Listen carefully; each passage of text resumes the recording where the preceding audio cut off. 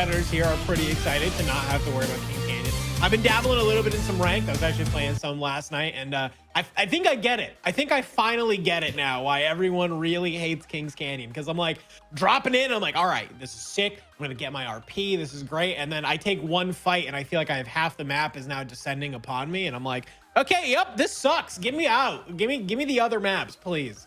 It really is that bad. Like, honestly, I think the good thing that's going to come out this season is people are going to miss Olympus. I look forward to the return of that. Yes. It's weird. I never thought I'd say that. But now I kind of get it, why some people like it. Because, yeah, you know. I mean, it just kind of gives you, I think, a lot more room, right, to move Yes. around. That's like the biggest thing about King's Canyon. You're just like constantly on top of other people. But like you said, thankfully, we don't have to worry about King's Canyon today because we have 6 matches. Oh, no. Like you said, 3 different maps that are here. Let's talk a little bit about it, right? Because I believe we're starting on, I think, are we starting World's on Edge. Storm Point? I think we're starting on World's Edge is the Okay, idea. we got World's Edge. And then we're going across Storm Point. So some configurations like to do like 2, 2, 2, 2. But we don't wear 2-2s here. We're just going to do the trees. Going to do 3 on World's Edge and then hop across the Storm Point. It's interesting as well because there's no kind of breathe, reset, kind of analyze what the teams are doing and get a feel for it. So by having 3 in a row, you kind of actually get into a flow of things more often. I think the third game on each of these maps is going to be notably different to the way these begin. Yeah, and we even in past, events have seen, if a team favors one map over the other, we've seen them maybe struggle the first 3 maps, and then once we swap over, they'll kind of pick it up, right? And they take it as a nice little breathing opportunity between those 2 sides, right? So yeah. I'm pretty excited about that to see kind of who's going to show out on this map, who's going to show out on the next one, who's got that mental fortitude. But hey, there's only one way, and that's for us to get it started. So here we go, dropping on in Team 12, rocking the Seer, Bloodhound, and Valk. It's not as much about the fortitude as much as you think, actually. I think it's more about the ability to simply ape. You know that, D? Like, we've watched one of these, we've cast one of these already, and we know that there's going to be a disparity in skill. And what I'm looking for is who's going to be the Bloodhound to sniff that out. Of course, we are on board with a Bloodhound to start with, but there will be some notable similar names we've seen from the last tournament. Plenty of new ones. I'm sure we've probably got a regiment team or 2 in. We'll try to get the info on that. Most teams are notably just going with team 1, 2, 10, whatever. This is the Vet TV team, I believe. Yes, correct. Yeah. We have 𝙎𝙧𝙏, I almost joined, and 𝙬𝙧𝙀𝙧, and they're pretty great. We have 𝙎𝙧𝙏 is an amateur ghost hunter and has also been with Vet TV for 2 years, an 8-year Air Force combat camera, and also streams over on Twitch. So maybe potentially live right now. You see 𝙬𝙧𝙀𝙧 has that live in the name as well. So a couple of streamers, they're grinders, they're here to try and push it. And we're actually already kind of seeing that right now with the triple take in hand for 𝙬𝙧𝙀𝙧 with that Bloodhound. You see the scans coming out, trying to get those shots in deep. Maybe can cause some early pressure, but maybe just going to back up a little bit, play safe. Yeah. Important to try and pro for these early easy kills. If you think you're better, and honestly, these guys that are signed or they're on their way from amateur to pro, they're going to feel that they can confidently take this because, of course, while we do have a mix of skill levels, there's going to be a lot of people joining in that maybe don't have that competitive experience. And I got to say, it's a very different situation. Doing pubs versus doing comp, it's difficult to make that transition where you understand timing, rotations, when you should go and when you should hold. And maps like World's Edge offer up those opportunities to easily make those mistakes, especially when you compare it to Storm Point, where I think Storm Point's a little bit more layered and there's a clearer flow to things. So I definitely think World's Edge is going to be more bloodbathy. Yeah, no, I think for sure. And I think it's going to come down to, who has experience on these maps, right? That's kind of what you're always trying to keep in the back of your brain is who knows those rotations, who knows what to do, who knows how to move around. But we're kind of seeing here that this is one of those areas that can be high impact, high action, just because, up there in the fragment area, you got a lot of loot that you can kind of be able to pick up. And players love just being able to pick up that loot, but you're not always alone, and that's kind of the issue. No, and the thing is, like, Fragment actually got shadow nerfed before champs, so it was actually dog tier loot. TSM, some fans like to believe that's the reason why they lost, the only reason. There's maybe a debate to be had there, but they did actually do a little shadow buff afterwards. They did increase the loot somewhat, but the funny part is most pub players just didn't realize this either way. So they just go there all the time. They don't really clock in the fact there's less purples, less golds appearing. I'd actually see where we're looking here on Team 5 is a little bit more high priority now. I feel like we see a lot more purples, a lot more golds coming out of Siphon compared to Fragment. Yeah, I mean, Siphon's always kind of been one of those really, kind of nice places you want to go, and especially Gondolas too, right? Gondolas is always this early game kind of contest location, right? Just because of the amount of loot that is always here. It's like a fast and easy spot to rotate into. You can kind of play around it a little bit. So I like this. I like the teams that are gonna notice these high priority loot areas and just really try and lock it down and make sure nobody else gets it. And especially when you can look across like we're seeing Reflex do right now, and maybe potentially get some tags in, especially with something like a flatline with the gold extended mag. Ah, dang, you're gonna have bullets for days. I mean, it's one of those moments where you get like a small pay rise and you just spend it all on like a bling bling ring, but you haven't got enough to feed your family. Because look at the rest of his attachments. Like no stock, no sight. Like this is like as scuffed as it gets. But you got the golden mag, buddy. I mean, listen, maybe Reflex is just a god tier jiggle aimer, and we're just. That's true. You know, the sight just is gonna just whip his mouse in a circle, and hopefully that it stays straight. Looks like we're going to maybe get some fights over Skyhook. I expect to see one of the opening areas, and love the scout being utilized here. Definitely think this is becoming an S-tier gun right now. There's a lot of people in pub games still just sitting there saying 301 is the dream, but honestly, this is the one that is people's nightmares. Scout is so effective, especially if you eventually find that double tap. No such luck so far, but guaranteed you can quickly find it. I just got to say, like, Eva plus the Scout, nasty. And now this fight coming in to get nasty. They're pinched on the stairs. Wow. Playing clustered right now, but it looks like they're somehow holding for the moment, despite the fact that they should be slaughtered already. Push in, one's going to go down, though. Two already on the floor. Super Bang all alone in what seems like a 1v3. Maybe gets one, but can he get more?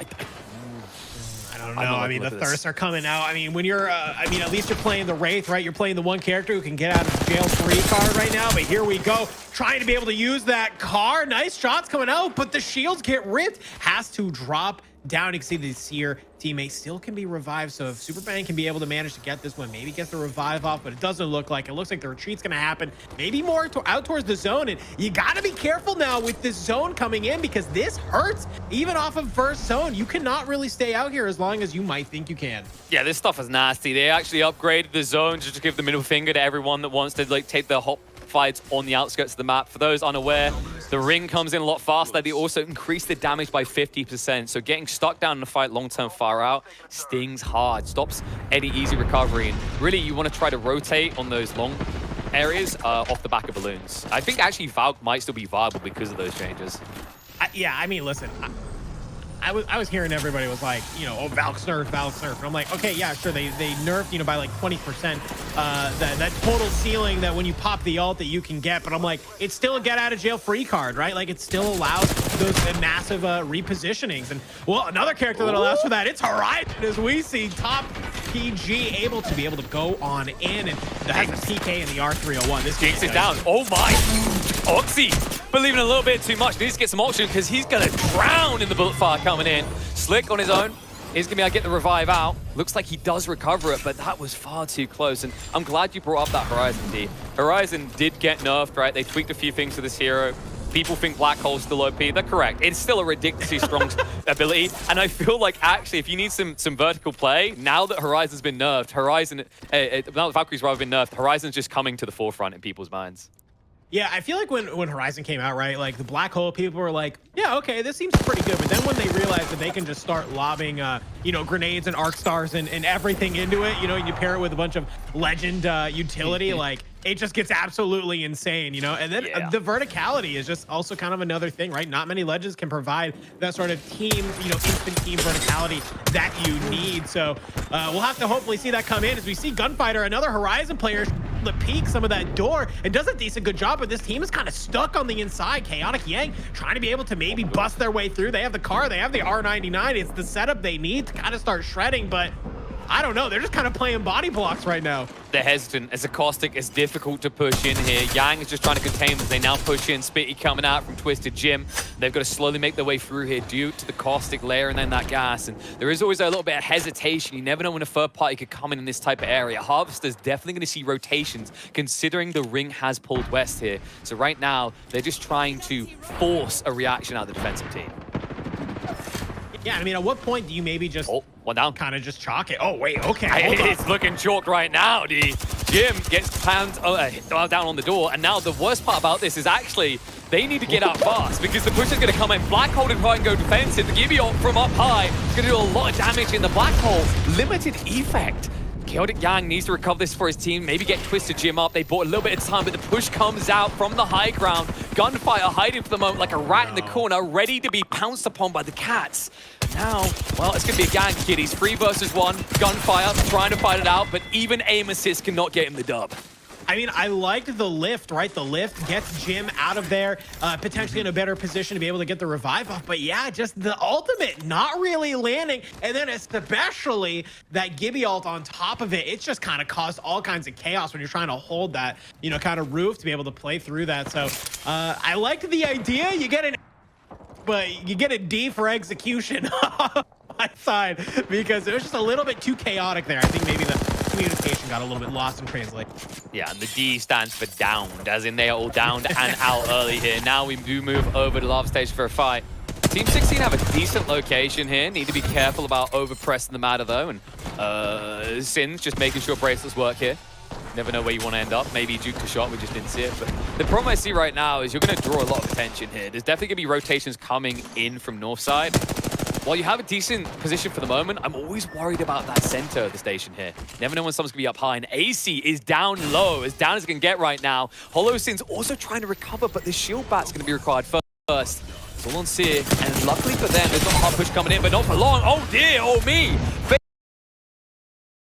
Famous Donkey proving exactly why he's famed and glorious. Takes the team out. Great push off the back of that drop. And now just in time because a third party was coming in from the southeast side.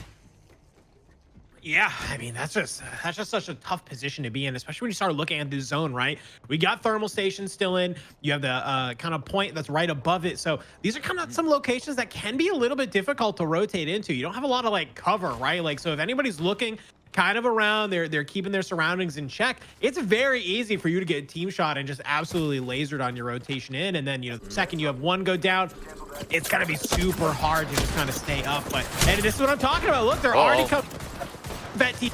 They won't stay alive right now. You do not want to go down this early in your own tournament. Damn, this is just rough. The way that turned around on them as well, because the other team stayed up on top of station. They actually buy enough time just to get like a clean injection on the backside. But instead, team was looking, and now a second team is looking at them.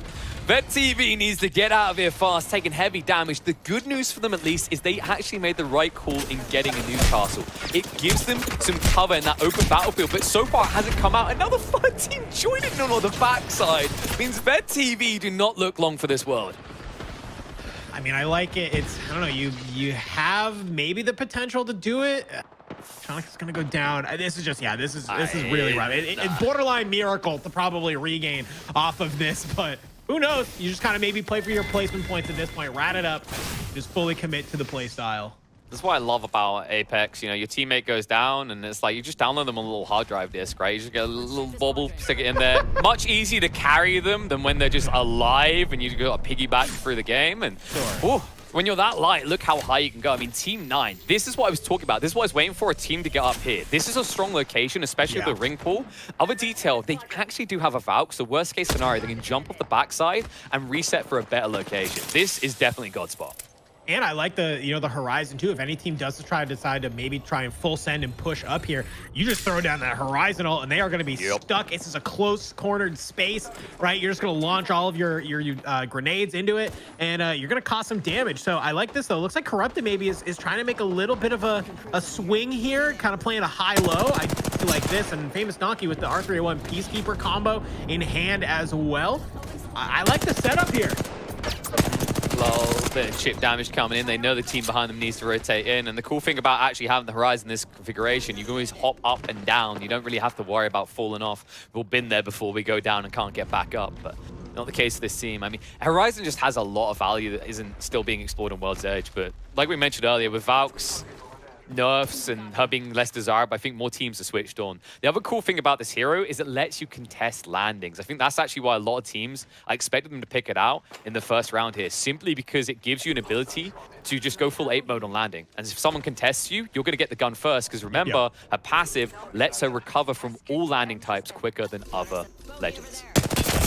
Yeah, so I think that's something that people definitely overlook. Like, you know, it's just even those small little passives, right? Like even something like Mad Maggie moving faster with shotguns and just like things like that, you sometimes forget, I feel like. And then in those instances, it's just that one little key difference maker that can do that. But I like this. I mean, we talked about this power position, right? And you're kind of seeing it come into full fruition right now. They just were absolutely lasering up. No knocks, no downs. And, you know, sometimes people might look at that and just say, well, that seems a little bit useless. You wasted all this ammo. Not really. Because if this team low ground, you're forcing them to burn shield cells and get through all of that medication that they have, then it's just going to be such an easier fight to take in the latest part of the game. The only rough part about that is if you're not trading out well ammo versus meds, then you end up running out of ammo, and you also, if you end up trading on health, you have none return. But speaking of trade, and if you going down each side, Sweaty Sock's going to get extra sweat here to recover. One goes down, but he needs to actually get into some cover out in the open, and Outgunned is going to be dropped. Team 20 come out on top, and it looks like some cake will be recovered just in time before the ring gets problematic here. And look at this team. There's one team that already is kind of holding this final zone area that they really need to. Daddy no miss. And I like this. They just have already posted up, and everyone else has to try and make their way in here. And it could get a little bit mixy as we start looking at some of these squads coming in through here. Yeah, this is where it gets a little bit dicey. Actually being in the center like this, having what is probably going to be the new god spot, doesn't feel that way when everyone around you knows that there's about 4 different angles of approach it feels like you can be pinched from here. Yeah, there's 3 obvious, but the other one's low side. Remember that team that was on top of the station. And the problem is if you engage here, you're going to allow someone to sneak in on the back side. And you can see the pings coming out. They're too aware of what's in the way. Yeah, I mean, I like what they're committing to try and hold this team, but it seems like they're actually kind of losing the fight in return. We saw Uni just get absolutely shredded. Rusty tries to be able to maybe peek out a little bit and try and get in some damage, but this team that's right on the edge of the zone is really good shots and is making them pay for it. Yeah, but that team on the edge of the zone has a long open battlefield to cover. The problem is there might be a team rotating to low side here in the center. You know, there's one building on the low side that I think is occupied for sure. Remember that there are 6 teams total still alive in these final rings. And that ring is about to get real tight, real fast in just 30 seconds. See how these teams decide to want to play this. Team 5, we were watching them earlier. Now this is still a really big point with the Valk, by the way. That stun, like, it got nerfed, but it's still incredibly impactful. Oh, yeah. Great saturation, 25 damage, and finally we get eyes on that low side. There's going to be a fight coming out. There's definitely going to be pushing. I'm a little bit concerned that Team 5 is going to get stretched, because logically both teams should sandwich them here. It looks like that's what happens. Sony's actually brought into the building underneath them. Uni's up here. Rusty's going to go down. Reflex got to be able to put up this. Is going to try and lift up. Uni is getting pushed, though. Goes very low. Can the PK do it? Can we get some shots out? Oh, my God. Big damage. But it's just the shots in return from Top G.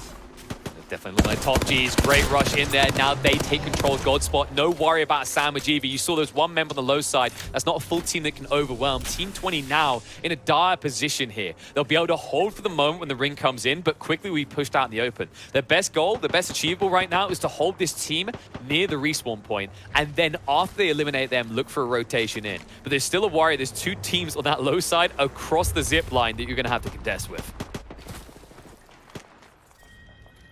I ate some cake. Probably the best name we've seen in the tournament today. Making me a little hungry, if I'm being quite frank with you. Yeah, like, you know, I mean, does he get away with this because controller, right? Like, you know, you don't have to be like, because you can be like food comment. You're like, I'm just gonna wheel this. Okay, I'm gonna stop being mean to controller players. They work hard. All right, it ain't an easy task here. You gotta deal with people clicking on your heads at any range, mouse and keyboard gamers. He's doing well so far. I kind of like this spot a little bit, right? It seems like they have some cover. They have good angles on at least 2 of the other teams. Cake has to be a little bit careful because obviously this team to his right is just absolutely, you know, knows he's there. He's, you know, kind of peeking all the time and taking a lot of damage time though. But Team 18. They're making too much noise right now, right? Like, there's a team right behind them. They've got 2 ahead of them. They're drawing everyone's attention like, here, hit me, slap me about. It's going to happen soon. But right now, instead, I ate some cake and co. I'm moving on to Top G. Top G, of course, that took God Spot before, are going to start pushing in. This is a pinch location. Bang ult comes down, but one gets banged in the face. 𝙎𝙧𝙧𝙚 is blitzed out of the equation. Now, it's going to be 2v3. Spartan not looking long for this world. It's all on Cake, and he has nowhere to go because they were watching from across the crossing. He'll look to climb up, but the moment he goes up, you know he's going down. Oh! Made a great escape, but you see the second getting up on that platform, peeks the corner, and there's already 3 people. looking in his direction. Cake, unfortunately, tried to pop that Rolling Thunder, but it just wasn't enough to keep them from deciding to go on and push. That was a very easy G to take. I just want to throw that one out there. It absolutely decimating them. And famous Donkey and Corrupted, they're the ones that left alive. It looks like Waffle was able to go down. So let's see what they can do. 𝙑𝙀𝙏 in hand right now for Donkey, and is trying to get in some good. If anybody peeks their head, it's going to be surely devastating damage. The Black Hole, they want to third party this right now. Remember, they're just 2 members, though. They did lose the Bloodhounds. They need to time this right. They go in the spray. Donkey gets one. Daddy no miss. Well, that's his Papa Don't. Almost gets a crack on the zit. On the left side, though, you can see Newcastle, the high ground, does have the ulti down. So good defensive location. Reds all around, and Donkey is cracking through. The Corrupted is the one I'm worried about. One tap from Death. Donkey now going full Robin Hood. Can he get the touch? Corrupted's able to clean it up. It's still just 2 teams remaining, but they need to heal. Limited time, however, the push comes in. 1 down, and now it comes down to this. Donkey can't rely on the bow anymore. The pushing comes through. Newcastle trying to assault. There's a 2-on-1. He can't do it. Team 2 come out on top. Robin Hood will not reign supreme. Listen, I like the 𝙑𝙀𝙏 plays there at the end. You gotta, if you're confident and fully, you have to let those arrows fly, but unfortunately it's not enough. Top G playing that end game beautifully, coming out on top of map number 1. D, I don't know. I disagree. I don't think that, like, you're a donkey, okay? You haven't even got opposable thumbs. What are you doing using a bow and arrow? How are you even notching the arrow back? I don't know. It's future tech. Like, donkeys kind of like famous. take over the world. Maybe that's what he's famous for. That's his trick. I mean, he was looking smooth with some of those hits, right? I feel like he was getting a lot more done with the 301, and this is one of the awkward things. With the 𝙑𝙀𝙏 now being a care pack weapon, it's so hard to get enough practice, but damn is it going to be hard to catch up with this. Team 2, 17 kills. That's almost a third of the lobby. Yeah, I mean, I'm looking through, like, you know, kind of 2nd through 5th, and that's still more kills than all of them combined. Insane. You know, we were kind of watching and just saying, wow, okay, they're taking team fight after team fight, very clean. Okay. I did not realize it was that many. Just kind of rolled through. Yeah, I mean, they are looking dominant. We kind of had this issue, if you remember, on the last tournament where I think it was 2 or 3 teams like these look like the ones to take it. Right now, Team 2 are looking the ones to take it clean. The concerning part is, I mean, I don't want to do our sponsor dirty, but VED it's Team 10, right? That's their team? Yes. This has got to be rough to look at. 2 kills, they come in 7th. There's a lot to recover, but luckily for them, there's a lot of games to do so. Remember, this is only the first of 6 games total, and of course, halfway through, we will be switching over to Storm Point. Yeah, I mean, listen, map 1 of any tournament is always the kind of shaky map, right? You're getting the nerves. You get a little better idea of how the games are going to get played. And I mean, for them to be able to come in 7th place with 2 kills, obviously, they're going to get some placement points. Not going down with a donut, right? So they're going to get a little bit of KP. I like it. It's a solid start, at least, you know, kind of like you said, coming to map 1. But we still do have those 5 other maps, 2 on World's Edge. You know, we also have 3 on Storm Point. So maybe there are a Storm Point heavy team. Who knows? Yeah. And here's someone I want you to keep in mind, right? When we looked at that, you saw something notable. Not many teams are doing it at the top. Newcastle in for Team 2. It's such a big deal. Like, I've been doing the Newcastle. Okay, I kind of get sick of it, D, because everyone expects you to. Like, you're like the parent turning up, and you're like, I've got to make sense as you wipe everyone's tushki. I call it walking the dog where you pick them up. You're doing that all the time. But the more important detail is the ultimate. When it doesn't freak out, which I've had that, it's happened a lot. Trust me, I've aimed for a building and overshot. But when you're reacting to a teammate in trouble, there is no tool in the game that can recover your situation more cleanly than a Newcastle ult, as long as I'm not the one placing it.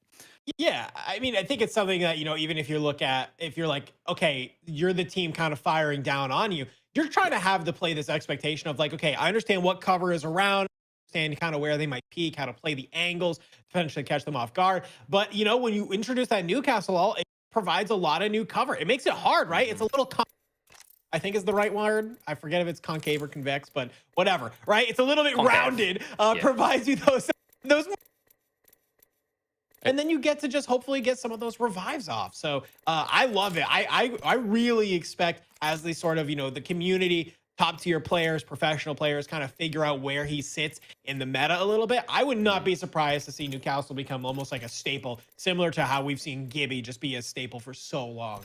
Yeah, and it's technically you're right with concave and convex. It's concave if you have a good Newcastle, and it's convex if you had a bad Newcastle because he's aimed the thing the wrong way.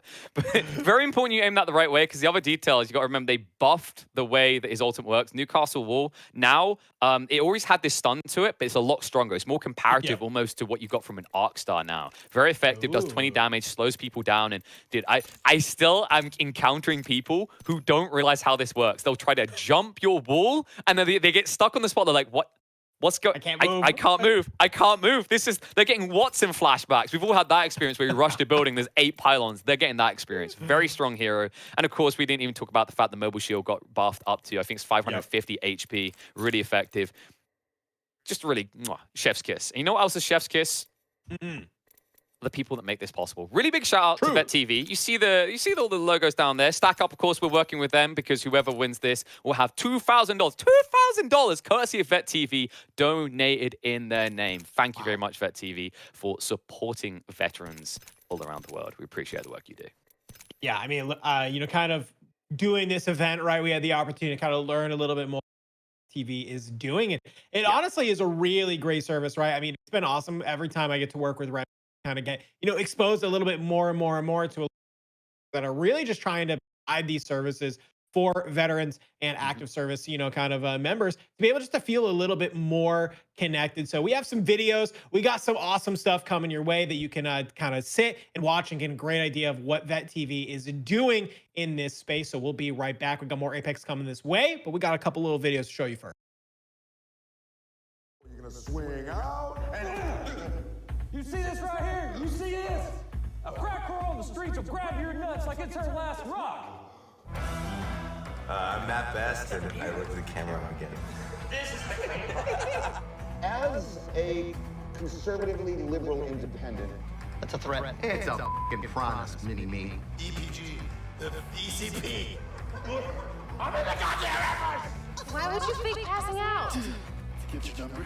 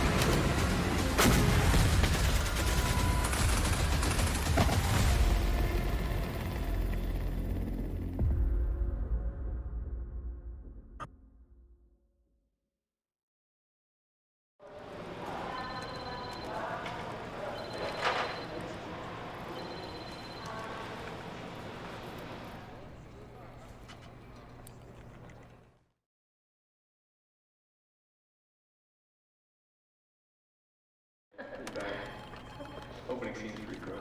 Yeah, I didn't agree to that, but...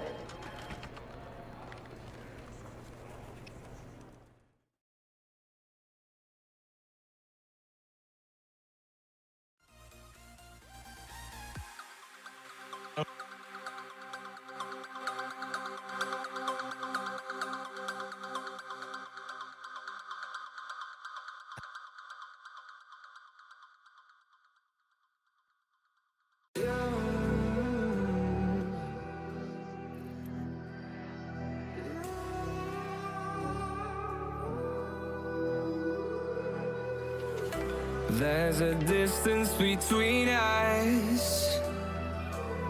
It's getting hard to reach out. Haven't seen you in seasons, but all I hear is your voice. I know my limits. You can break me down, but I'll stay till the finish line. And I've been counting minutes for quite some time now, just to see you again. And I've been counting days to get away, to see you again, see you again.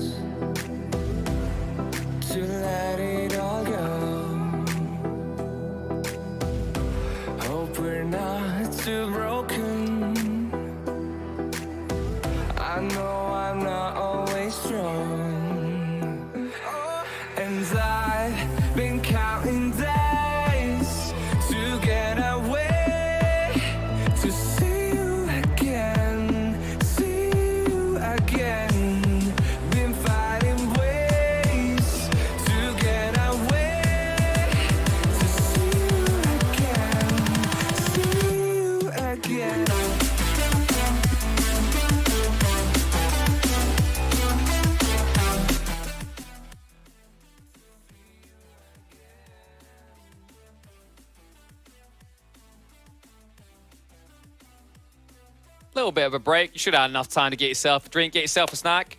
But now you should be back because it's time for more Apex Legends actions. We just had game 1 and it was quite the shellacking coming out in that 1D. I think we have a very clear favorite after the first game. But remember, folks, although you may have seen a stomping, don't assume it's all going to go that way.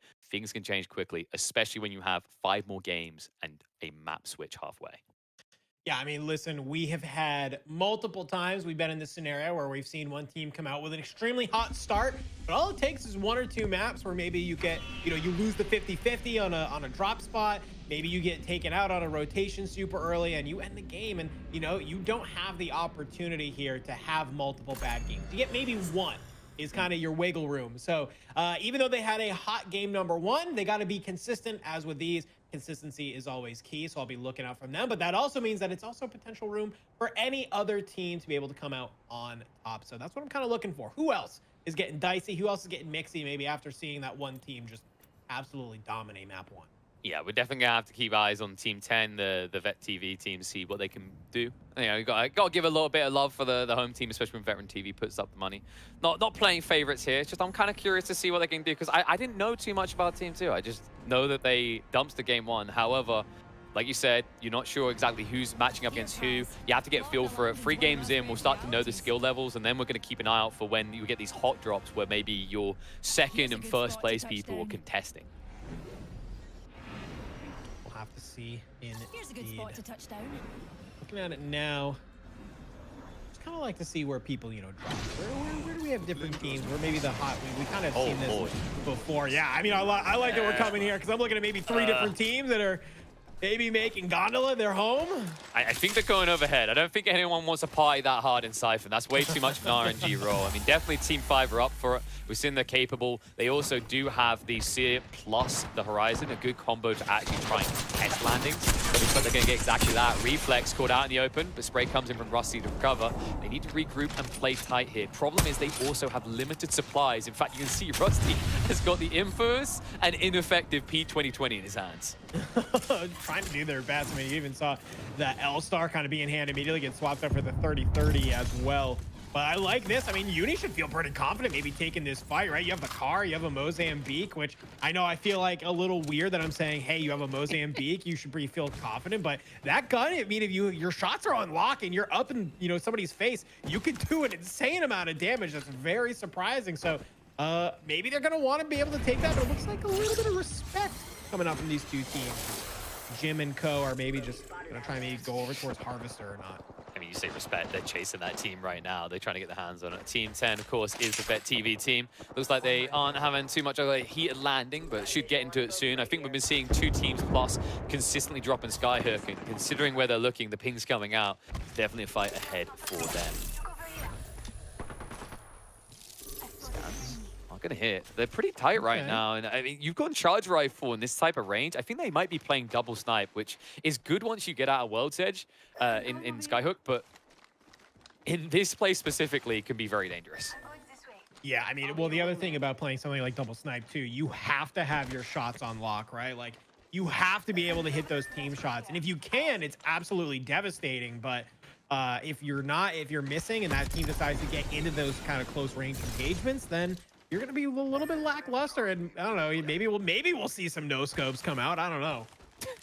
Oh, hey, I think your Call of Duty is playing bias there, all right? I know scopes are different. You need to get the Kraber first. The Kraber is when you do that. Okay, that's for the fancy points, but not yet. We are going to have to wait 1 or 2 rings before maybe a Kraber comes into play. For now, we're on board with Team 8. Of course, we saw them get into the top 5 in the first game. Weren't able to have a big posting the scoreboard. In fact, really nobody but Team 2 was able to truly do that after eliminating a third of the lobby.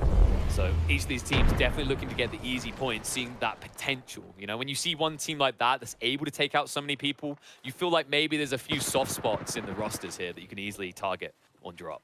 Yeah, I mean, if you're one of these teams that you're pretty confident in your abilities, maybe you're like a ranked grinder squad, right, who's up there in Masters, you're going to look at this lobby and be like, all right, maybe we can play a little bit more aggressive than we really expected. But if you're one of those soft teams, it's also a little bit, kind of treacherous. You have to really keep in the back of your brain, because you could have teams just full send at you, like we're seeing right now.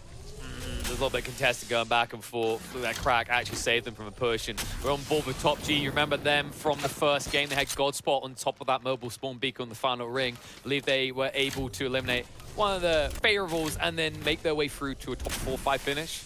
Not too many points on the board in terms of kills, but that's why these early points are going to be important.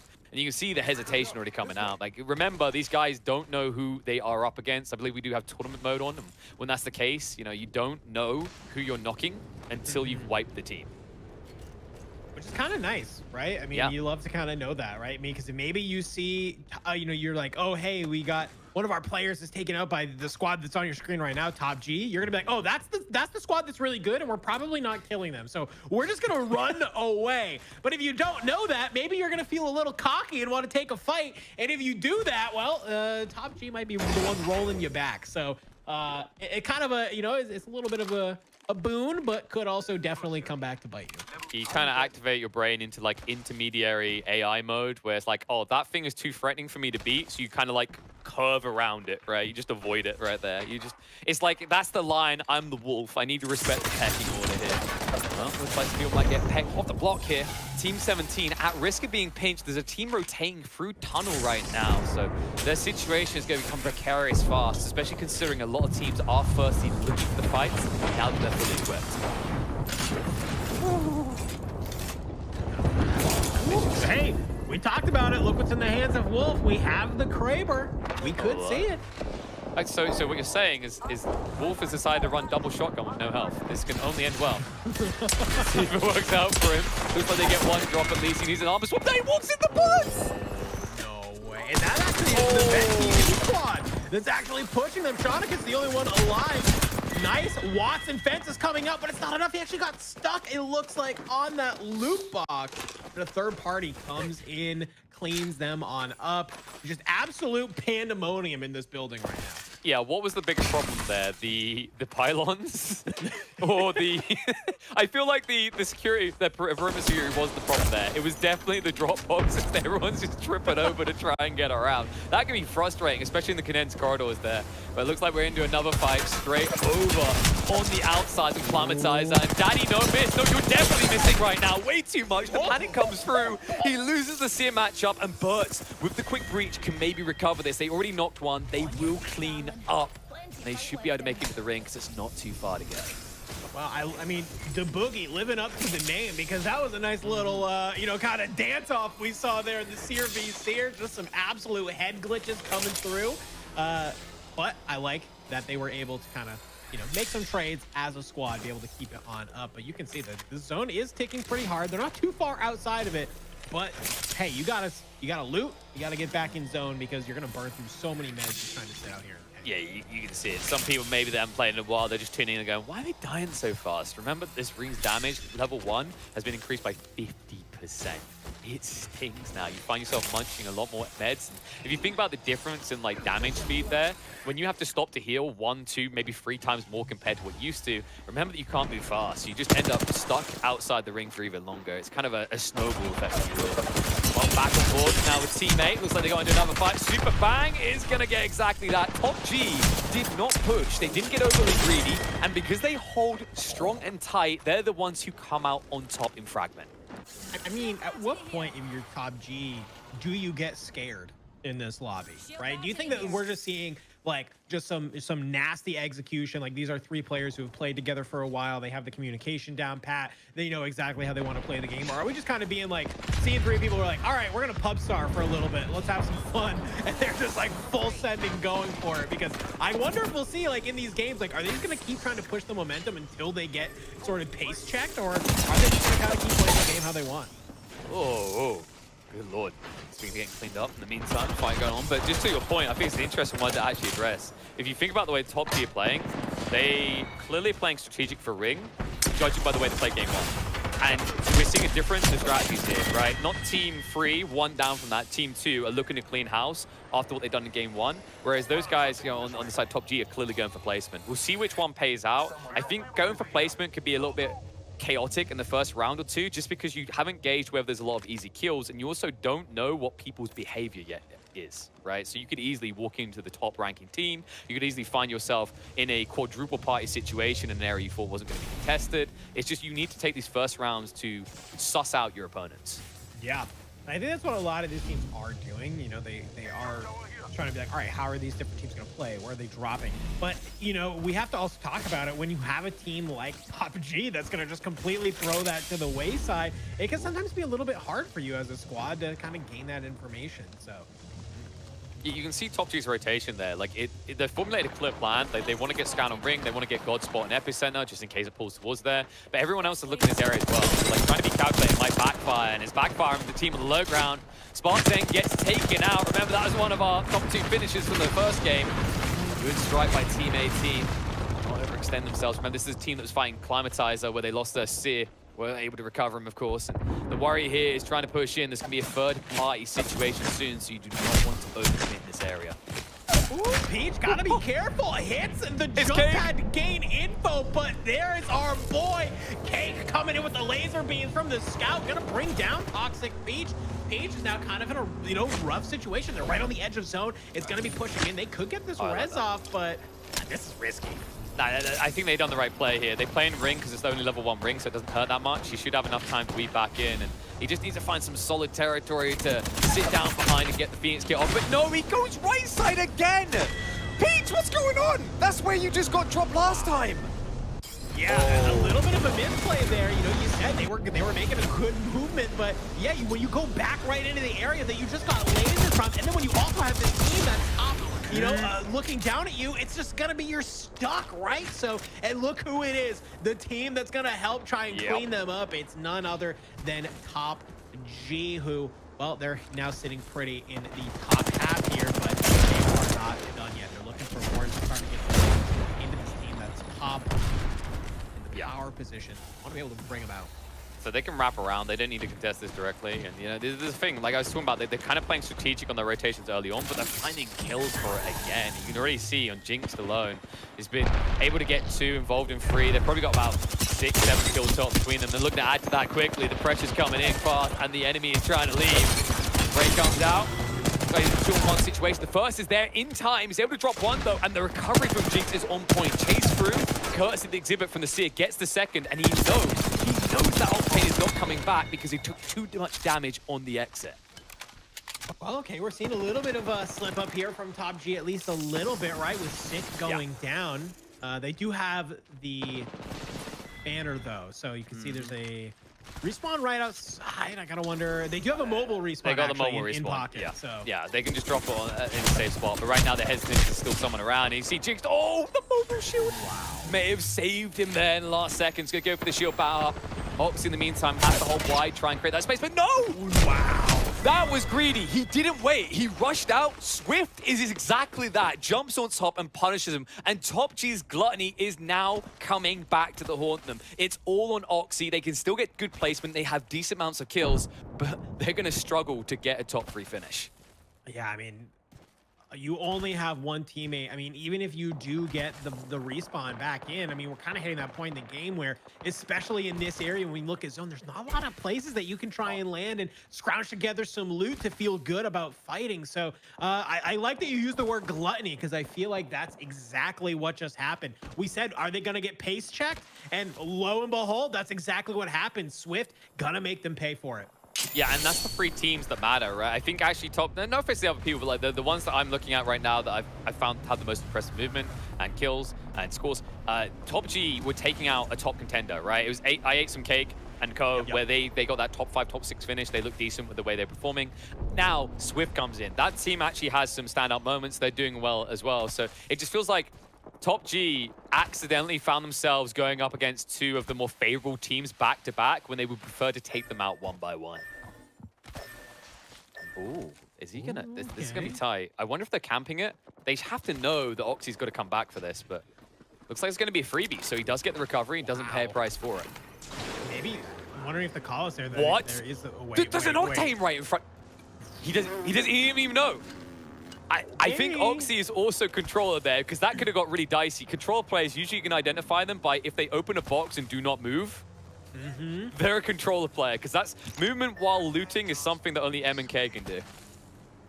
I like that too, right? Made the call out that there was a mobile respawn on his body, so you saw him kind of hesitate a little bit to be able to go ahead and grab that. So I'm a little bit surprised that they were just able to get away with that, if I'm being honest with you. Should not have been able to in most instances, but hey, I mean, fat regain, top G now looking like they want to be back in it. But Team 7, one of these other squads, looks like a little bit of a regain here. Still only white shields out of them. A little bit concerning. Yeah, this is the experimental rats for the science project in the house right now, it feels like. And they might find that the outcome of these experiments is not to their benefit. We'll have to see what they can do.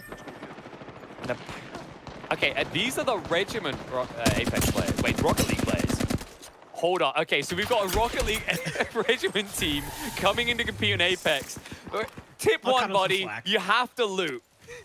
I'll cut him some slack. Now that we have this info, I mean, when we're watching some of these squads and the movement and the rotations, and they obviously know what they're doing, and then we have other people who are in here just fighting for their life. Hey, oh God. I like it. You made it to top 7, which is more than some of these teams can say who didn't play a lot. So. Oh no, Kieran.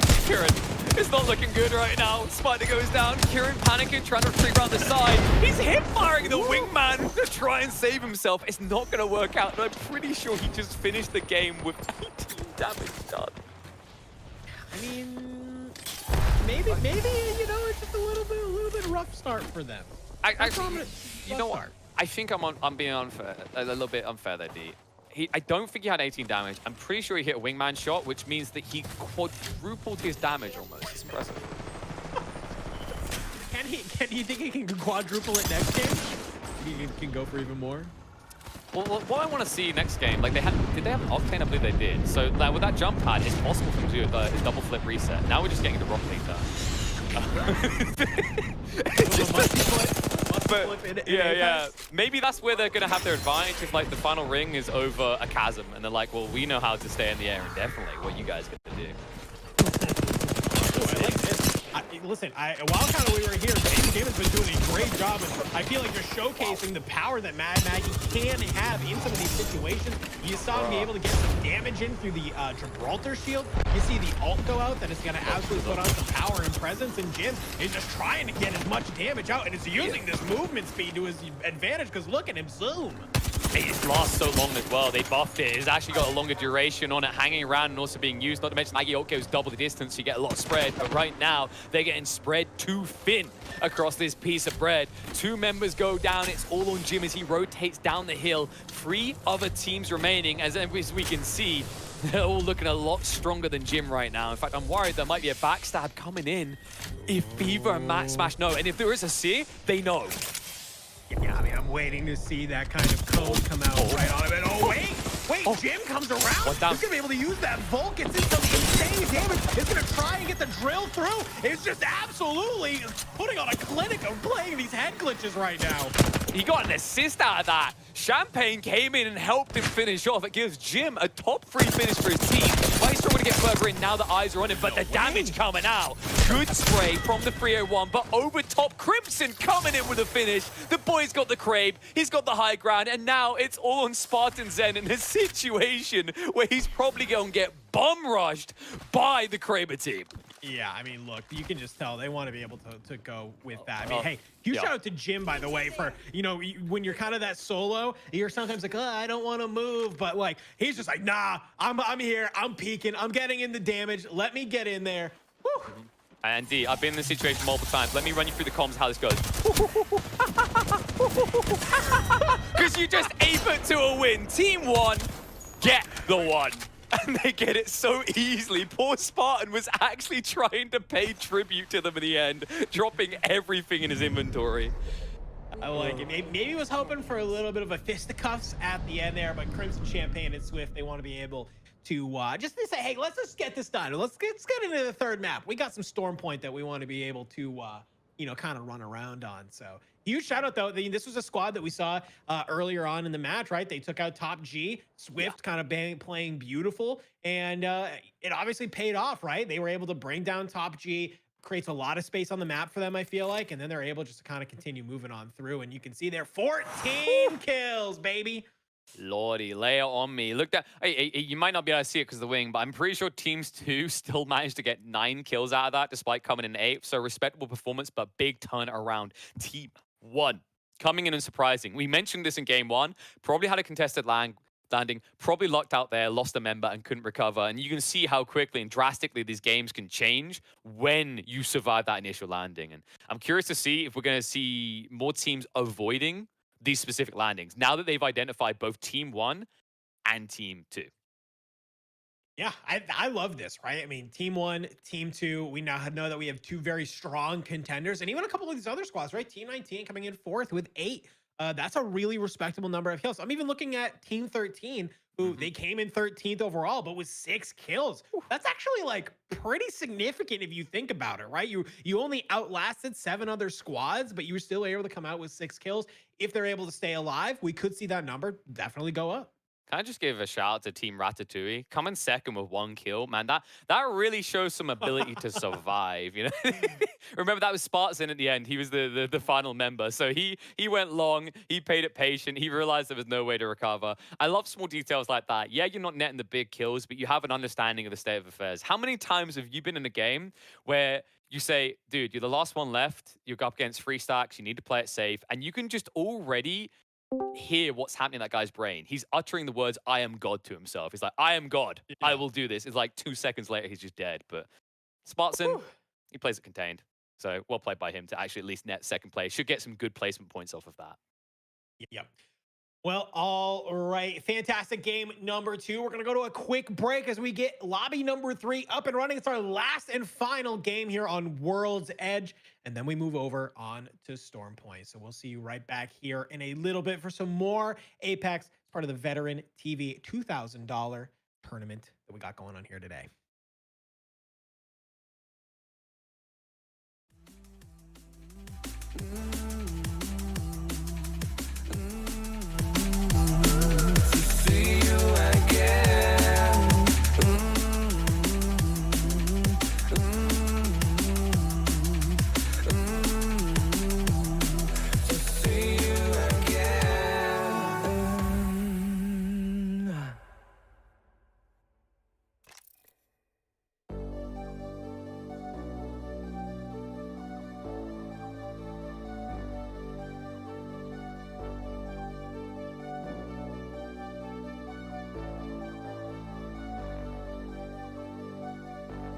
Fill me out with your smile, like the sunshine brings the light.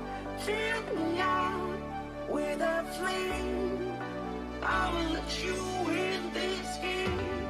Take me out when I'm down, 'cause with you I'm safe and sound. I'm safe and sound, I'm safe and sound, I'm safe and sound, I'm safe and sound. I'm safe and sound, I'm safe and sound, I'm safe and sound, I'm safe and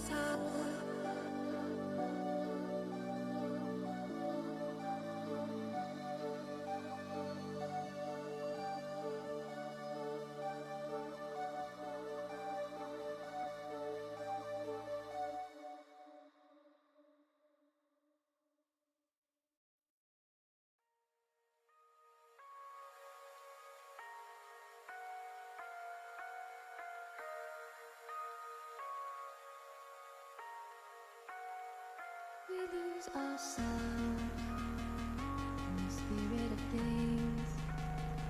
We lose our sight when we put our trust in things of this material world, of things that fade away. Let me keep coming back, keep coming back, keep coming back, keep coming back, keep coming back, keep coming back, keep coming back, keep coming back, keep coming back, keep coming back, keep coming back. Of things we know.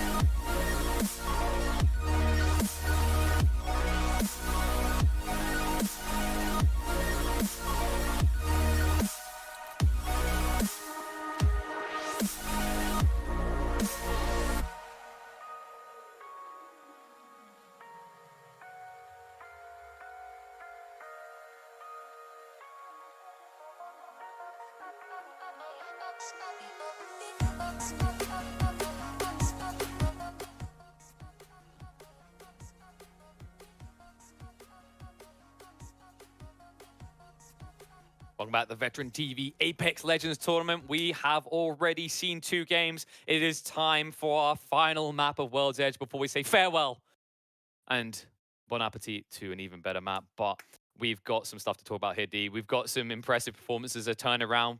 Game 1 looked like it might get a bit stompy. Game 2 kept it nice and frisky. And I believe now we've started to get a kind of gauge of who's going to be on top on these scoreboards.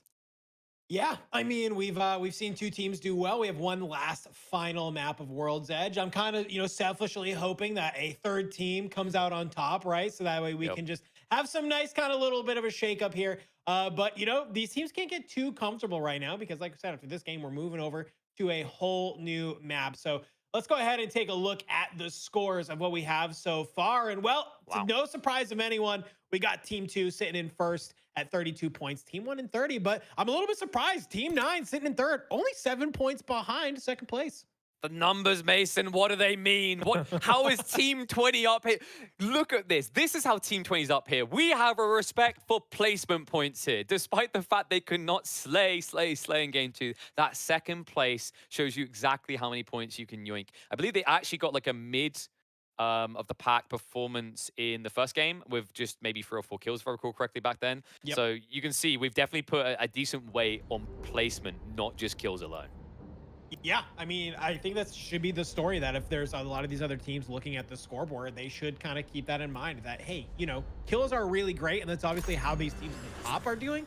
But if you are a team, look at a team like Team 20 who isn't getting a ton of kills, but they're playing their life extremely well, then that's got to be put in the back of your brain, and maybe it could impact some of their decision making. But I think the real story here, though, is you got to look at that first and second place and realize ending the game with 14 kills is really nice, especially when you're coming in first. So that's got to kind of be the gold standard for some of these teams to shoot for. Yeah, I mean, I was looking at the first and second place, and what I was thinking is they can't count. You've got Team 2 in first place, and then Team 1 in second place. We'll see if that's going to switch around, because it's the final map of World's Edge before we switch over Storm Point. Just to remind people, the way that the format is on placement points, first is worth 12 points, second is worth 9, which is why you saw Team 20 basically double their points, despite the fact they had 1 Ratatouille left at the end. And then, of course, third place, 7th, and you can start to go down from there, 4th, 5th, 5th, 4th, etc. So definitely a lot of value in just getting into the top 3 if you can, even if you're alone. And well, some people might find themselves alone, because I think we are going for another hot drop. People just do not learn, D. I think it's time for a Skyhook Slaughterhouse.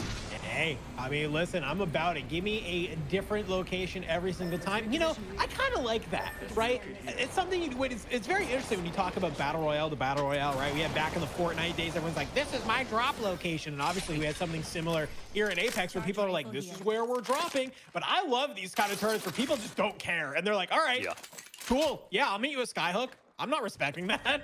Well, they just full send for it. And I just because I like it, creates some early game engagements normally when maybe sometimes you got 5 or 10 minutes of just straight up looting. So well, that's the unique thing I think about Apex Legends compared to Warzone, PUBG, Fortnite. Like, you've got these abilities, you can actually just let Legends intentionally foregoing for hot drops. On top of that, I actually don't think there is a single battle royale that allows you to get looted and suited to fight quicker. You can drop, and as long as it's not a Mozambique or a P2020, you'll feel pretty confident about wherever you'll pick up for a fight. And I think that's something that actually makes Apex beautiful. There's a lot more ability to be aggressive early on, and sometimes you will see teams go out of their way, especially if they start to learn where the front runners are dropping. They might feel their best opportunity is just try and RNG the loot and take out the front runner, because not only does that prevent them from accruing more points to the top leaderboards, it gets rid of one of the big threats to you in the mid game, especially if you select a similar area. We can see. Oh, wow, this is a party as well. Oh, man, no, check that map. That team in the center is royally screwed. And they know it. They instantly get out. They're like, nope, someone else can be the meat in the sandwich. I like that. I mean, I'm surprised to see so many teams up here at Climatizer, right? I mean, obviously there's some decent loot here. We know that, but for it to attract 3 separate teams, and I don't know if there's enough loot for 3 separate teams, is kind of the more important part, right? So we have this squad that's kind of trying to rotate out and run away. They're going to be probably without some decent gear that hopefully they don't run into another squad and have to take a fight. Yeah, the tough part in this format is one team has to accept they're going to be doing the outhouses. And you can see right now they're doing the outhouses. And the reason I call them that is because in this format, it feels like crap to be stuck doing this, especially the amount of open battlefield you had to cross between each one. And the worst part about this is the third team didn't get involved. They backed off. They continued to loot. Team 7 is going to get a one-on-one fight, and they should have superior loot considering where they started. Yeah, I love this Volt that I'm seeing. The Volt's my favorite gun in the game, and with this season when they were like, hey, we're bringing this out of the package, it's now back into floor loot, I was so happy, and you're kind of seeing why. It's just being PAX Punch, it's easy to control the recoil on it. It's really good, but look at this. You're seeing the Gibby bubble come out, but it doesn't even matter, because we're just seeing pushes coming through, the alternator, the car, it doesn't matter. The bullets are flying, they're getting the kills, and Team 17 making a quick wipe. Yeah, and that's what I wanted to get into. You know, you mentioned Volkan, you're a fanboy in Volkan, but I actually low-key think the car is the better gun right now. Like, actually, I think probably they nerfed it. They definitely nerfed it, but it still feels pretty strong, especially if you get used to the recoil. Volt isn't bad. I just think it's a lot easier to come by car ammo, and they perform similarly. Maybe Volt has a little bit extra range on it, but you know what? No range needed in this fight. We've headed across the Skyhook. Black Hole attempt comes out. This is Team 1, your victors in the second map of World's Edge. A sizable performance as well, and they're going to open up a few kills here. Swift does get rid of Chubby. No surprise with a name like that. Very easy to hit. Now they're going to follow through. The exhibit is down from CS. They see all targets, footsteps moving around here. Pursuit comes in. That flatline does actually function as an SMG well, but looks like they're going to switcheroo out. Champagne able to get the push, and Swift gets the cleanup as they finish off the team, already getting some kills on the board. Can we just talk about how much value that exhibit just gave them, and probably will continue to give them? Because look, this is not over. I think there's another team potentially coming in to fight, so they can just keep using this. Actually, this looks like maybe an enemy exhibit, so they had their own that was providing a ton of value. And now, hey, guess what? We're gonna do the exact same to you. But let's see, can Crimson, Swift, and Champagne, can they hold this? Looks like they're able to come up the zip line. A little bit of defense there as Crimson just trying to play these stairs the best they can. But a lot of damage is coming on in. Fake Jim.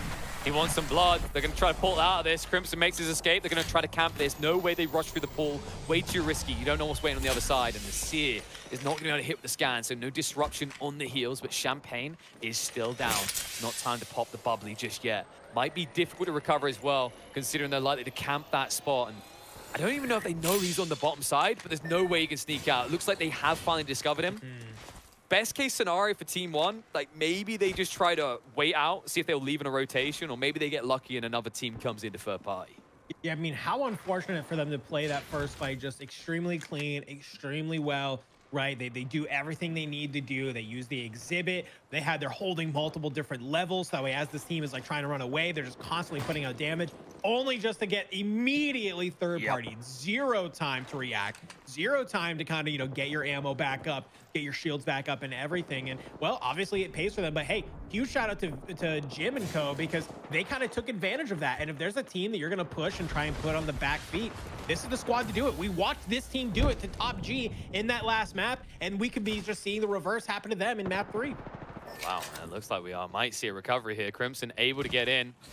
Interesting they used the Wraith instead, the Horizon instead of Wraith, right? Wraith can easily just pull out, but instead they decide to just value verticality. And the problem with that is that Swift actually grunts the return force. He gets taken down. Top G are now pursuing this. A third team has arrived. And remember, Top G, that's Team 1 and Team 2. They came at the most fortuitous of time to compete with their biggest contender.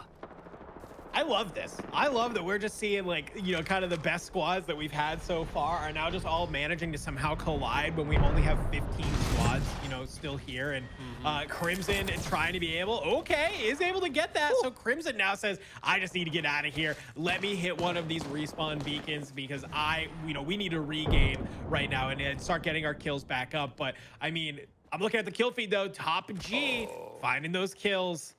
Yeah, it's not what you want to see. The problem is the way this is rotating right now. Looks like we've got a cluster dart going on over at Harvester. This is quite the mess. A bunch of Newcastles involved as well, preventing easy rotations. Not to mention the Watsons. So this is getting to get uncomfortable. I think I counted 3, possibly 4 teams on this location. The worst part about it isn't just that there's going to be a lot of infighting. It's the fact that they all have to make sure they're quick about it because the ring is going to push hard onto the other side towards 𝙬𝙧𝙧.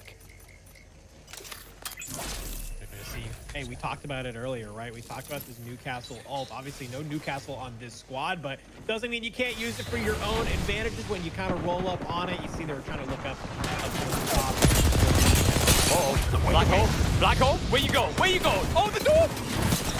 Well, that ain't teamwork. Just about gets away with it. One is still down, and now they're stuck in the corner. He's really going to come out here. Flesh drops one, got him. Holding on for the moment, but 𝙎𝙧𝙧 has to now follow through. It's him versus the world, and the world might be ready to crush him, but looks like he has got a good position. However, the third party coming in from the top side could be his undoing. Don't move, don't breathe, son, because they're looking. I mean, this is the vet team. They've done such a good job in these first 2 maps, staying alive, getting their placement points, but unfortunately, going down in that position, they're going to score 1 placement point. Did not look like they had many kills to their name either, so a little bit of a disappointing map 3 for them, but let's come on over to Top G, one of the top squads that has been here for the past couple maps. And where did they get this loot? Like, they were, 2 of them were dead a moment ago. Like, it's free shopping going on over here. It's like, is there a gentleman's agreement? We'll only take you down if you've at least got tier 3 shields. Okay. Maybe. Looks like they're already getting some kills. That's vengeance right there. 𝙬𝙧𝙧 gets taken down. That's got to feel good. And there was a team up on the top of 𝙬𝙧𝙧 here in the center. It looks like they're going to be able to easily rotate up there, though, after all is said and done. And the scan comes out. Precision from Slick. He spots the retreater. Horizon to get out. Black hole is going to create the space to buy some time. But they smell blood, and they are thirsty. I love that, right? You saw the seer kind of come through, gives them the information they need, the insane kind of tracking come through. Good idea to throw down the black hole to kind of at least stop them a little bit. But look at this squad. They are full sending. They're saying, no. We're not letting you get away. The exhibit's out. They know exactly where this one single player is as they fly on through. There's actually 2 here. A little bit of a surprise.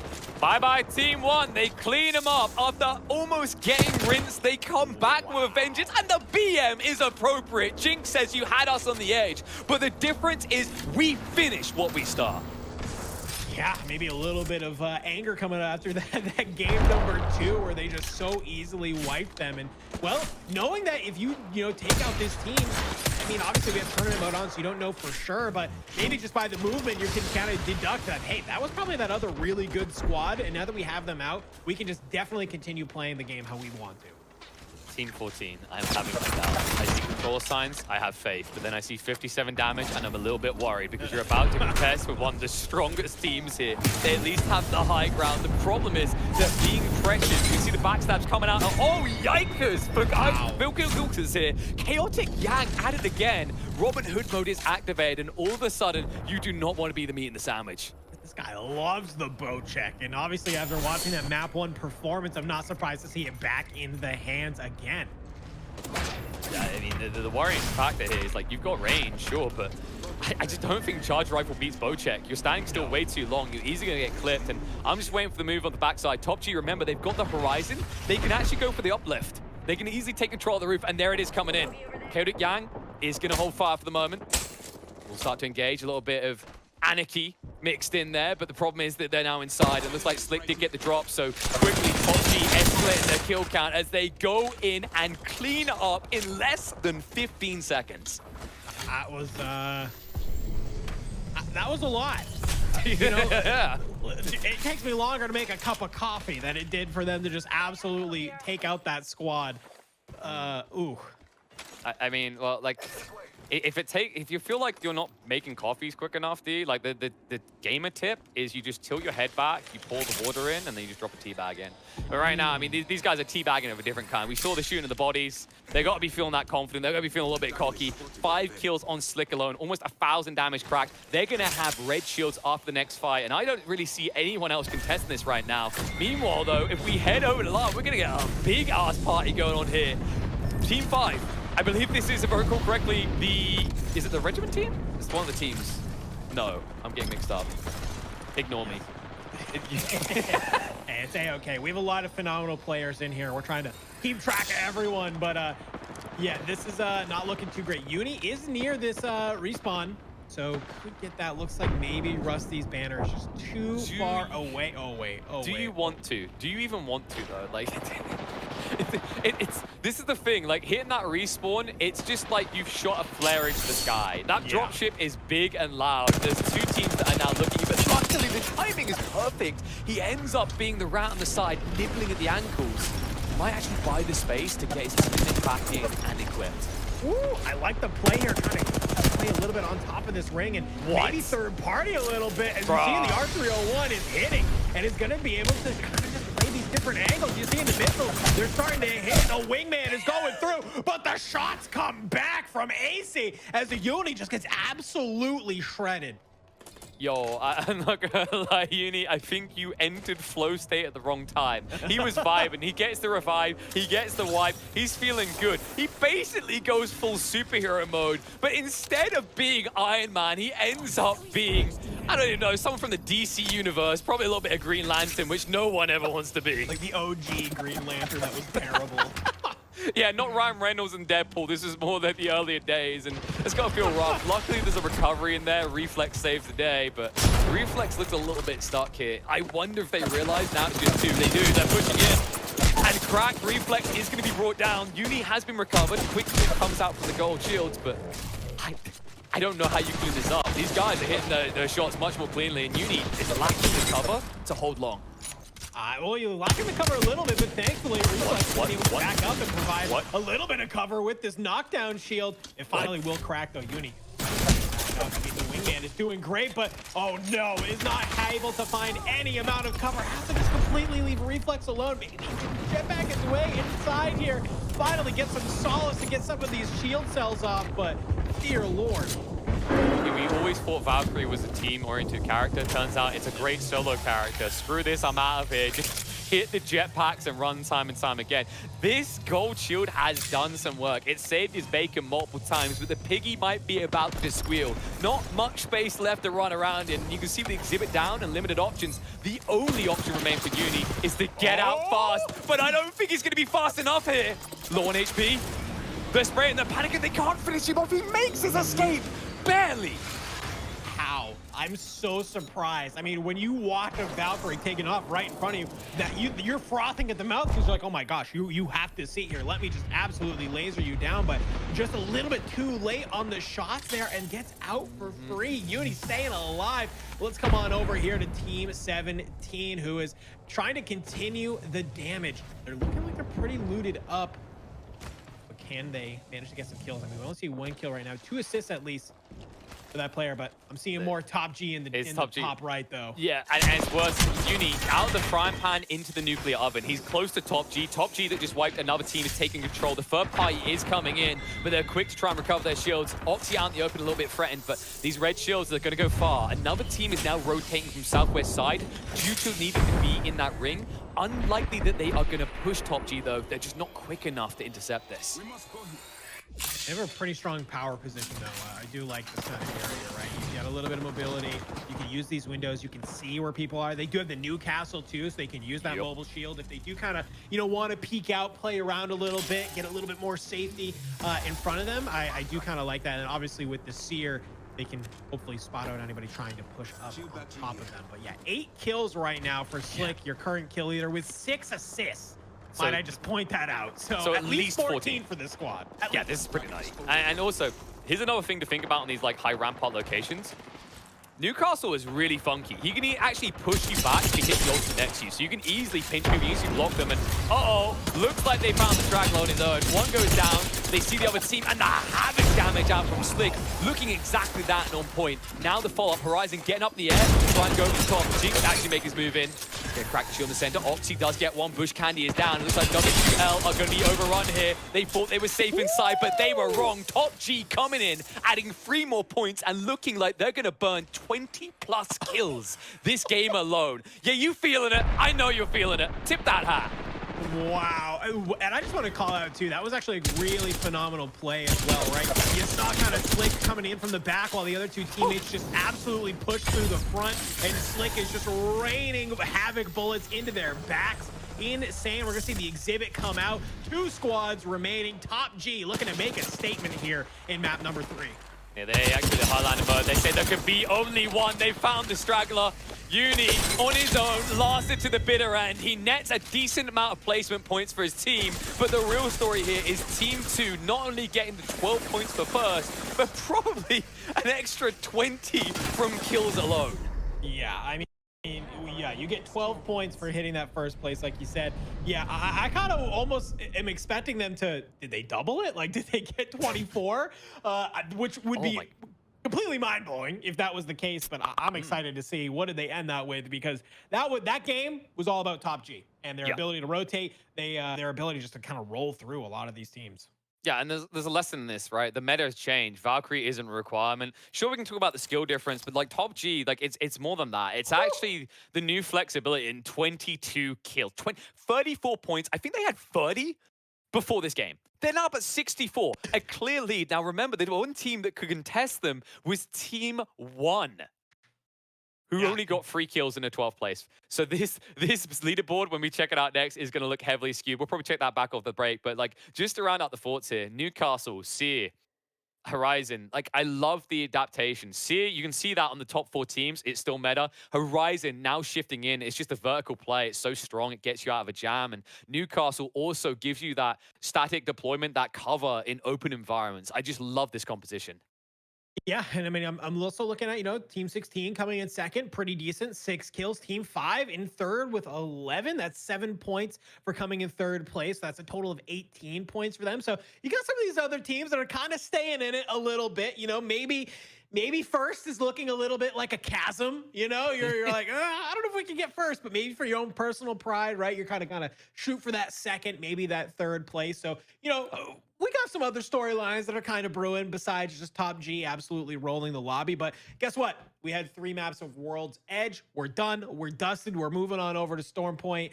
And it could be a whole new ball game. We don't know, but we'll come back right here in a little bit as we get ready to go to, these last 3 maps. Yeah, that's right. So what we're going to do, we're going to give you enough time to get a little bit of a drink. But if you want, instead, you can hear a little bit about one of our sponsors. Shout out to Veteran TV for sponsoring this. Amazing org. You can get involved with them. And, if you need some help, they're always there to do exactly that. But what you need some help with is advice on what to do next. What you want to do is you want to take some super glue, right? Cover it on your butt, sit down in your seat, because you don't want to go anywhere. We're only halfway through this. 3 maps of Storm Point up after this break. Take the vest off. Go ahead. We'll wait.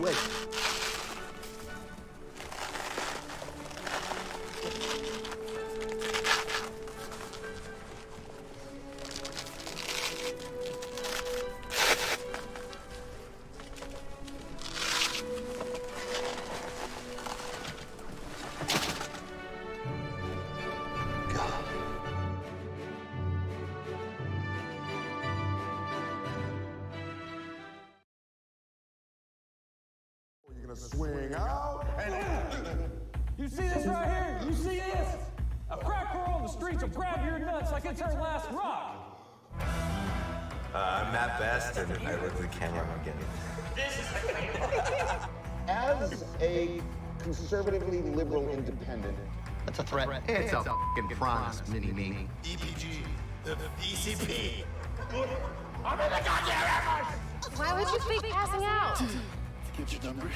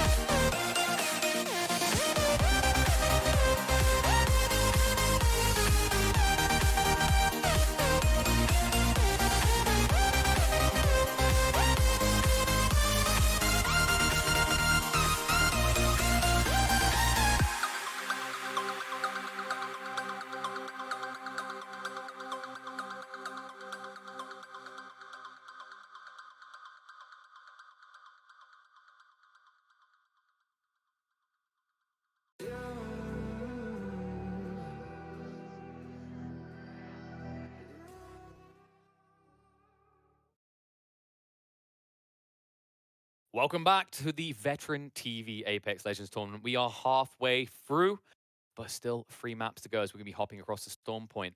And by the way, if you're just tuning in going, what the hell's Veteran TV? What's this all about? I'm here on Regiment. Well, this is another community-focused effort on the veteran sides. Be sure to check out the links. Be sure to actually get as much info as possible. You never know, like they might be able to help you. They do a lot of tournaments. They also are really focused on community building. So definitely reach out to them, especially if you're having a hard time, they help with that. They do a lot actually. Like I could list it all, but I feel like I would do it a disservice. But while we're at it, we should probably talk about our other sponsor here, D. I mean, everyone knows about Regiment, right? But yeah, they are also quite intertwined with that logo on the right there. Good old Stack Up.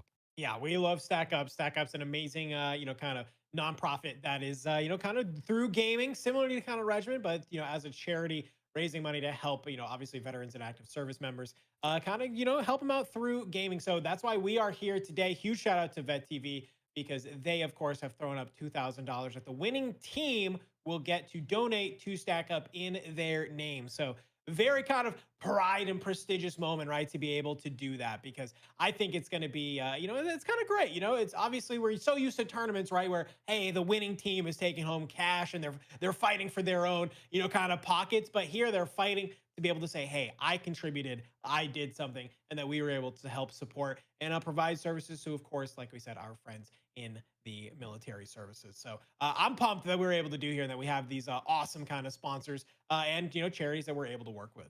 Exactly. And it's intertwined. That's a beautiful thing, right? These guys, they help out each other in a lot of ways. For those unfamiliar with Stack Up's work, they basically do things like they have support for mental health issues. They also send out gaming equipment to people around the world. The thing I actually love is like this is a way of getting veterans into gaming after they come back from a job that maybe they've given the service to the country, their body's broken, they don't know what to do next. The cool thing about these communities that you can be a part of is they maybe give you a route and inspiration to do something next to your life. Maybe you want to do something in gaming. But speaking of gaming, we need to check in on some gamers and some numbers. Now, my brain is not very good at maths, and I've heard the NA region struggles with maths as well, D. But run me through what we're looking at here, because once again, 1 and 2 wrong way around, or I mean, no, maybe not. I don't know. What we're seeing is an absolute shellacking going on here with Team 2, Top G. They are just doing such a good job of creating a space between them and the rest of the pack. But we talked a lot about Top G so far, but I want to focus on these next kind of couple of places, because let's look at it, right? We got Team 1 sitting in second at 34 points.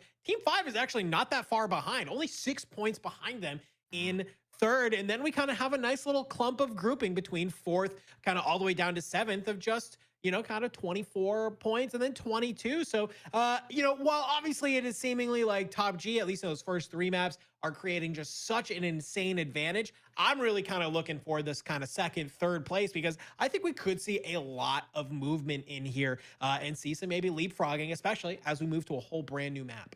Hell yeah, we get to see who's going to be first place loser. Woohoo! Okay, man. Who's best runner-up? Hey, who knows, man? Maybe we're wrong about this. Maybe World's Edge is just the speciality in the brew for Team 2, and maybe they've never done Storm Point before, right? They accidentally drop off the map, and all of a sudden the game gets interesting. Maybe Team 2, if you win the next one, could you do that to kind of spice it up? We'll see. But yeah, it's a complete reset. Remember, we've seen World's Edge, we've seen Team 2 and Team 1 looking pretty feisty there, but maps are tailored to certain individuals. You switch maps, all of a sudden some teams come online. Not just that, think about the drop locations. You might actually see the top of the pack dropping somewhere they feel confident is theirs, and then realizing on the mini map that there's 4 other teams there. Whoops. Yeah, I mean, that's the thing you have to be super careful of, especially on a map like, Storm Point. So I fully agree, right? You have to always be keeping that in the back of your brain. And I'm always kind of curious about, like you said, I mean, how does a team fare? Are some of these teams so new that maybe they never even played Storm Point, especially in like a hyper competitive mode? There's a lot of kind of things you got to keep in the back of your brain, because it can feel like kind of a weird map to play if you're not familiar with it. So I don't know. I'm pretty excited to see who. I kind of want to see maybe one team just absolutely come alive and just wipe the floor with everybody, like we just watched Top G do on World's Edge. That's what I'm personally hoping. But who knows? Maybe we'll just see the continued people who are having success continue to have success. I wonder if does Top G stand for Top Gun? Because I think someone said in the chat they're not a big fan of Top G, and that would make sense, because if you think about the character Maverick, we all think he's cool, but from a military perspective, it's probably a big face. Maybe that's where the name comes from. They want to be the villains. I love that idea if they do. I mean, they're definitely looking fierce right now. They definitely look like the big bad guy to beat. And something that I'm a bit worried about here is the destruction of Storm Point. You mentioned a little bit there. It's more configured in a kind of we'll have our battles and move on way.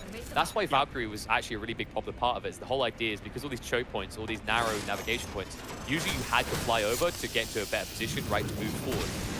what you have now is, with a lot of teams running more static comps, you have this kind of lockdown we have to go through slow. It's a slog. And I think actually what we might see more of on this map is Mad Maggie's coming out. But what I'm also curious to when we talk about Top G is they might be forced, if you remember the configuration of Horizon, Newcastle, and Sear, if they stick with that, they're going to have to brute force their way through fight after fight, and they won't have as many options to rotate past the old conditions.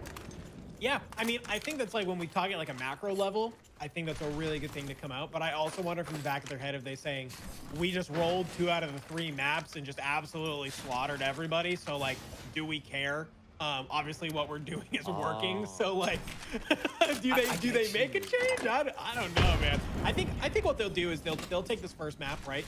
Kind of get a feel for it like we kind of saw before. They'll probably play pretty standard. And then if they encounter an issue, if that happens, right, they get super hardcore gate kept and they're like, wow, we did not have the mobility that we needed in order to kind of be able to play the game the way we want to. Then I think we'll see a switch. But I think kind of going into this, I think there's Top G is going to do Top G things and just dumb push every fight and feel confident they can come out. It's like one of those kind of like mobile games where it's like you just see the opponents in front of you, but you start with like a little goblin, right? And then it's like a little goblin, and then it's like an unarmed old lady, and you're like, I'm just gonna knock this one down, knock this one, knock this down, one down. Maybe that's the way the players are. I mean, we have seen, shall we say, a lack of teams able to stand up Top G so far. Something that you have to remember as well is we already highlighted, you don't know who the team is until they get eliminated. So you might see Top G frying, but you might not notice them. I think actually one thing these teams should be looking at is that Top G is one of maybe a quarter lobby that's actually running Newcastle. They could use that to advantage, but it looks like we're already underway. In fact, we jumped straight in on the ground, and Team A are maybe off to a rough start here, already looking boxed in and at threat of being eliminated.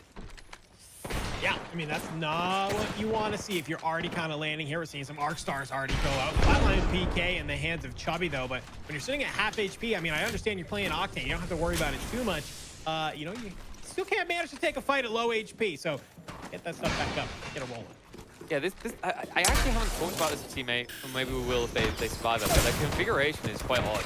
Like, the Octane is quite ambitious, especially when it doesn't have anything to complement it, but it looks like they were able to clean up, they take a team out, and Squealer seems appropriately named when you're begging for your life this early. But now that we've got a bit of time, we can talk about it. They've gone for the Valk, which makes a lot of sense here on Stormpoint, but Wraith plus Octane don't maybe have the level of synergy you're looking for. Octane is usually good in these rush-type configurations, and if you look at these other 2 heroes, neither of them really want to rush. You're usually looking at things like Maggie. Revenant was one of the classics, but Octane on his own doesn't really offer that much. Yeah, I mean, it is kind of a weird kind of configuration, like you said. I mean, I hope that they found success with it. Could also be a pure comfort pick, you know, with some of these players. But yeah, it's like this is like this super hyper mobile comp, which like feels good, especially, you know, we just talked, you know, about the importance of mobility on this map. But it almost comes to a point where like, okay, it's like there's enough slices, like you have enough mobility. You don't need 3 characters that all provide the same thing, because you're lacking in a lot of these other, you know, kind of, you know, situations. You have no sort of protective cover. You have no sort of support character. You have no recon character who can, so, you know, kind of really get you the information that you need. So I'll be kind of curious to see how they decide to play this, because you're going to be definitely lacking in some things. And hopefully you've made that, you know, aware, and that you can just play appropriately. Yeah, and you mentioned no recon. Of course, the good news at least is Valk is recon technically from a you can scan for the ring perspective, but what you were talking about is like the ability to sight people out, right? Like Sear, Bloodhound, actually the ability to spot people. That doesn't exist, I do agree. It's a bit of a problem. Might be that they actually have to rely on rotation more. Something you could say is like, yeah, the Octane itself, you know, it doesn't have a combo here, but it's just another way of moving, right? You've got the jump pad, you've got the portal from Wraith, and you have, of course, got the Valk ult at the end of the day, the Skyward Uplift. So plenty of ways of actually getting out of a jam. And Team 15, there's no way out of this jam, buddy. They seem to be missing a member. Yeah, I hate to see it. Whoops. Okay, so looks like what's happening is there might be a little bit of server-side lag, so that would be unfortunate, but maybe Team 15 are missing a member because of that. Curious to see if any other teams got scrubbed of a member. Okay, so one wasn't able to make it. So at least we kept it to a minimum. It shouldn't impact the overall rankings too much, fortunately. Just kind of unfortunate when these type of things happen, and because we're on a schedule, it's a little bit hard to just go, let's do a remake, especially if, say, a top contender gets eliminated straight away. It just looks a little bit favoritism-y. Yeah, sometimes these things happen. It's really unfortunate. We hate to see it, but Let's talk about this real quick because I feel like I haven't been able to. The Spitfire recently getting moved over from heavy to light ammo. How do you feel about that? Nothing light about that gun. That hits hard. It hits fun. It's so frustrating. Actually, like it's kind of it's a new friendly gun. At the highest level, it's not really going to be used that much outside of initial landings because it's just too messy to deal with. But like late game, things like 3-1 are going to be better. But if you can't hit all your shots, the brilliant thing is Spitfire doesn't have the most absurd rate of fire, so you can easily control the recoil. You can easily see what you're doing. It's definitely a lethal gun in the right hands. Right now, this is some of this kind of underrated. I'd like to see come out. The Prowler, not really picked that often. But if you can hit your shots, this is still the same old lethal dose of pain that it once was. Hitting your shots is always, you know, kind of the most paramount skill to have in any of these fights. But yeah, especially on a gun like a Prowler, it just can get absolutely disgusting very quickly if you hit those. So we're seeing the zone close in. Team 11. Whoops. They're trying to survive a little bit. It looks like there was a fight that they were kind of taking. You can see, obviously, with this Bloodhound, they have the track. They know kind of where maybe the squad is in front of them, and maybe they can make the correct rotation out of it. Oh, that's going to get ugly. Uni, him and his boys away, and you remember Uni from the earlier games, decent performance coming out from them. Now they might be able to pump a bunch of kills. They've got the perfect location to deny multiple teams here. They catch one out in the open. Kieran and Co is going to go down. If they quick react here, not only going to clean up this team, they might be able to move down on the right side there with the other team rotating in. Yeah, really good idea for them to just wait for this team that's coming on. And you saw your missiles just, you know, absolutely decimate, and then followed up with the Arc Star. And they're looking for more. Sentinel in hand right now for Uni. A quick shot could do it. Unfortunately, gonna miss both of those. Oh, that would have been great. Reflex gets it in the end, though, so Campbell does get cleaned up. Reflex, now the kill leader with 4 kills. A great start to this one for Team 5. Team 5, of course, you remember from the last game, were able to rat mode their way through to a top 2 finish. So they got some huge points on the board. Team 2 were able to get a second win per se. So definitely a good start for Team 5. They could be a surprising outlier here, especially with the way that Stormpoint plays so differently. Yeah, they're not even done yet. Look, there's another team that's coming on through, and Reflex is getting aggro. Hits the lift, has the PK in hand. Gonna let the shots fly as they're able to take out a couple more as well. And it looks like they've kind of finally garnered this side of the zone for themselves. But that's a lot of kills that just got fed to them. And just so there's anyone worried, don't worry. We're going to be looking into that disconnect earlier after this game. But it looks like things are somewhat stabilizing a little bit as we shift down the teams. Maybe it's just too many people at the party. And the biggest party is always going to involve Top G. You know they're always going to be hunting. Love the drop the Cascade. Cascade is a brilliant location. I've actually talked to Team Liquid's coach on this, why they like it so much, why it was their go-to spot. He talked to me about the fact that you have options, you have flexibility to rotate, and also those choke points are all around you. So it's very difficult for teams to come at you without being seen. It's just the rotation options. You always want to have the versatility. And I think actually with the changes to the rings, it's even more desirable now because it's central location. It's a really good call out. Let's see if maybe any of these teams take that into consideration, because I think that's like super important to kind of keep in the back of your mind. Back onto your current leaders on the scoreboard. Top G, we see 2 kills right now for Jinx. A little bit of a slower start for them, but looks like they're on the board. But it might get spicy fast. They're going to go for the uplift, but the Skydive, this isn't about rotating necessarily. This is about finding hunters. And they're going to see them on the hills. Remember, that's going to be Team 5, but instead they're going to choose not to engage. They see multiple threats, and they have got a long way to go for the ring. So what they're looking for is a hunt target on the entrance. There is an option on the right side, but instead they're going to opt to move towards the jump pad. Considering there is one team ahead, though, they might hang around for a fight here, considering they're on edge of ring. Yeah, I kind of like that play. They saw a couple different teams around them. They could have pushed them, right? They're feeling pretty confident, but they say, hey, you know, it matters way more for us to get into this kind of power position, be able to maybe hold some of these teams. You saw them go through one of those tricks. So, looks like they're getting tagged up a little bit. Somebody has their number and knows that they are over here, giving them a ring, but not going to be, looks like any hard commit to the fight. And they're just dipping, diving, and dodging out of these bullets. Just a little bit of tickle. I mean, you know, the Chosen One's turning up, so they're definitely looking that way at the score that they're starting to rack up.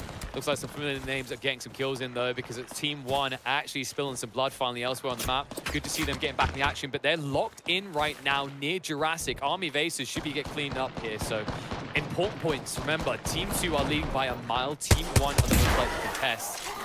Right now, actually, if they come in on the backside, they might get vengeance for what Team 2 done to them one or two rounds earlier here. I'm wondering, is Team 1 19... I'm kind of surprised Team 19 doesn't get pushed this. A lot of teams don't like taking this island when they see enemies nearby. The Prowlers are such an annoying distraction because of how kind of staggered the layout of the land is, right? It's very easy to get jumped and ambushed by the PvE units here. Yeah, I feel like that's like the one thing you always hate to see, right? You're kind of like hanging on the island. You're just like, you're taking some shots. You're like trying to, okay, how do we position this team? And all of a sudden you're like, what are you doing? Get off me. Like, I got things I'm trying to do here. Like, I don't need to deal with you right now. It feels like when, you know, when it's in the movie and the guy, like the bad guys line up a shot, he's about to shoot the main character, and then like the dog bites the guy to throw him. It's that kind of feel like, why are you stopping me right now? Let me do my business. Oh, it's exactly what it's like. Although the difference is in that situation, you feel like you're really, oh, they killed the dog, whereas when this like they kill the prowler, like, good. I hate that thing. Yes. Get out of me. That's how I feel. That's how I feel. Battle Royale. That doesn't matter. Back on over. Team 5 continuing their push. They already started very well in this map, and I think that they might be able to make a strong contender here. They're just kind of playing the edge of zone. They need to be careful. They can get wrapped on and find themselves on the wrong side of this. It's basically just a weird kind of kiss chase that's happening. They can keep pursuing Uni. I love how Rusty's like, I don't even want one tick of zone damage. Ain't risking it at all. They're going to go back the other way. I like this choice, though, because you can see there's a single choke point out of here. They have the option with 𝙑𝙀 to get out over the top, but you want to save that for later. Yeah, and I love this. Rusty was also just constantly trying to use that passive to be able to make sure that, you know, that they can have an idea where this was. But Rusty peeks up over the top. He's going to take a lot of damage. He gets absolutely deleted and somehow able to get back up underneath. Is going to be able to pop the shield bat, but is it enough? So it looks like Uni's starting to get aggressive as well on the backside. Well, Reflex can poke and prod from the back here. He could be a big threat. And it looks like he's actually distracting right now. Gets their attention on the top side, though. Blue Shield's getting cracked. This is getting dangerous. Limited space to work with, but remember, that clock is ticking down, so they need to make this quick either way. Rusty, of course, still living on 0 HP when it comes to Flesh, but it doesn't matter. He's going to lead the aggression because he can see their shots are weak. Despite the opening, it feels like the other team can't follow through, and it is going to be a cleanup. Both Donkey and Corrupted killed off as Team 5 get much-needed points on the board. I gotta say, I'm a little bit, you know, I like that from Rusty because you see him pop the shield bat, goes full, right? He's sitting on the literal 1 HP and says, you know what, my teammates got this. His teammates push up. They're just in the thick of it. And he's able to just kind of from afar use that R301 and get in some insane damage and just like not worry about it, right? I think a lot of players maybe would have like tried to hold back from behind, pop the med kit before re-engaging. But he's like, no, my teammates are up there. I have the R301. I can play from behind. I can get the damage in where I need to. And obviously, when you saw that Horizon lift go up and you kind of see him just with that R301, get the armor break, gets in some insane damage, it was the right play. Just takes so much pressure off of your teammates when you're able to kind of get in, you know, that damage from afar.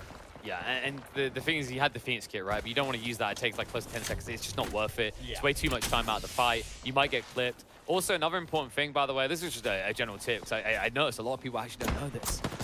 If you are in a situation where you can medkit or Barry, there's more justifications than the time it takes to do. Yes, Barrys are quicker to use, but the other detail that's important is if you don't have shields, you get aim punch. When you get shot, you go off target. If you have shields, you actually don't suffer from aim punch. That's why you should always prioritize shields first. Not just the speed, it's the fact that you can actually take gun trades without your shot going off target. Wow. Look at the things that we are teaching today. Welcome to class, ladies welcome to and gentlemen. 101. I haven't got my glasses on. I haven't got the nerdy look going, but Professor Pigeon here to give you one tip. I don't know much, but I know this. I know that Team 5 want more kills. They can feel they need it. But they have decent spot here. Their opponents need to rotate. The only concern is you're playing low side, and there is a lot of threats that can come at you from the south and the east. Seems like they're just trying to do their best, though. Okay, there's a what a gentleman. Yeah, look at Can't that. leave a boy behind. And he's even going to swap around the armor. I think so. Is Reflex playing sniper here? I mean, it might just be that he's the big fragger. I feel like Reflex did do a good job in that last fight. So it would make a lot of sense. Ooh, I like this. I mean, this is like, I feel like one of the things, you know, people were like, oh, Seer got nerfed. I don't know if we want to run it, but I'm like, listen, that passive is just so insane. Like, Seer's passive is probably, arguably, in my thing, one of the most broken parts of the game. Like, I think Seer went uncut more or less in the last patch. Like In the last patch. Yeah, so like the issue is that so the patch, obviously think about the prep time, like Champs was coming around, they only knew the CO was busted in Champs. It was too late to really do anything in the patch. I'm expecting something half season though. This hero is probably the most clear choice for any comp. It's just the most ridiculous part, you can't play Rat, he can scan out for you. You know, he's basically, if you think about it, between the fact he's got Sans on his Q, it scans as well. He can actually AoE scan as well with 𝙎𝙧𝙧𝙚. This guy does more than multiple heroes combined. It's insane. Yeah. I'm just alone, like knowing the direction that somebody's in, like if you're pushing a ghost point or something, is like that information's so wild that you can you get it for free by ADSing. Oh, this is about to get wild. Top G, they just snuck in. Union Co were not looking, they didn't see this, and this is going to be difficult for them to contest now. They can't actually easily get their target. The scan comes out, they know exactly where they are. Lift goes down from Horizon, Counting coming in, Spray's looking good. Oxy getting a decent trade, and they're going to use that uplift. They're going to try and get on top of this. They could push it, but it expires just before they can make the move. I like this though. They're just saying, I don't want to stay down here. They don't want to make anything too crazy because they know that they are not the only squad that's trying to play this small little bit of an area. Well, we see the Newcastle all come down to give them a little bit of cover from at least one angle. I do like that, but Slick is going to take some insane damage. Has to be able to back on up. Can Jinx and Cozy, can they be able to see the lift again? I love that shield. It's just a little bit of chaos in the spray to make sure they can't just intercept. They got the scan on Slick, so they were trying to finish. They intercept, because remember the silence comes out from CSQ, so he stops you from healing. And then on top of that, they're looking for a clean cut kill, but don't get it. Good hold by Top G. Limited utility right now. Long cooldown for Newcastle on his mobile shield, as well as his Newcastle wall. Might be difficult to take this fight, considering they have limited vertical play. Yeah, I'm waiting for one of these other squads to just like look over there and just see that they are exposed and just kind of start lasering them. But hey man, they've got their own problems right now. Wait, Grandpa, did he just try to shoot through them? He did. Grandpa? It's appropriate, right? You don't know game and Grandpa. Poor guy. I think he realized that he's like, what am I doing right now? It's okay, there's no shield in the way. For those that are unaware, Newcastle, your mobile shield, you can move it around, you cannot shoot through it. Doesn't work that way. It would be a little bit too strong if it did.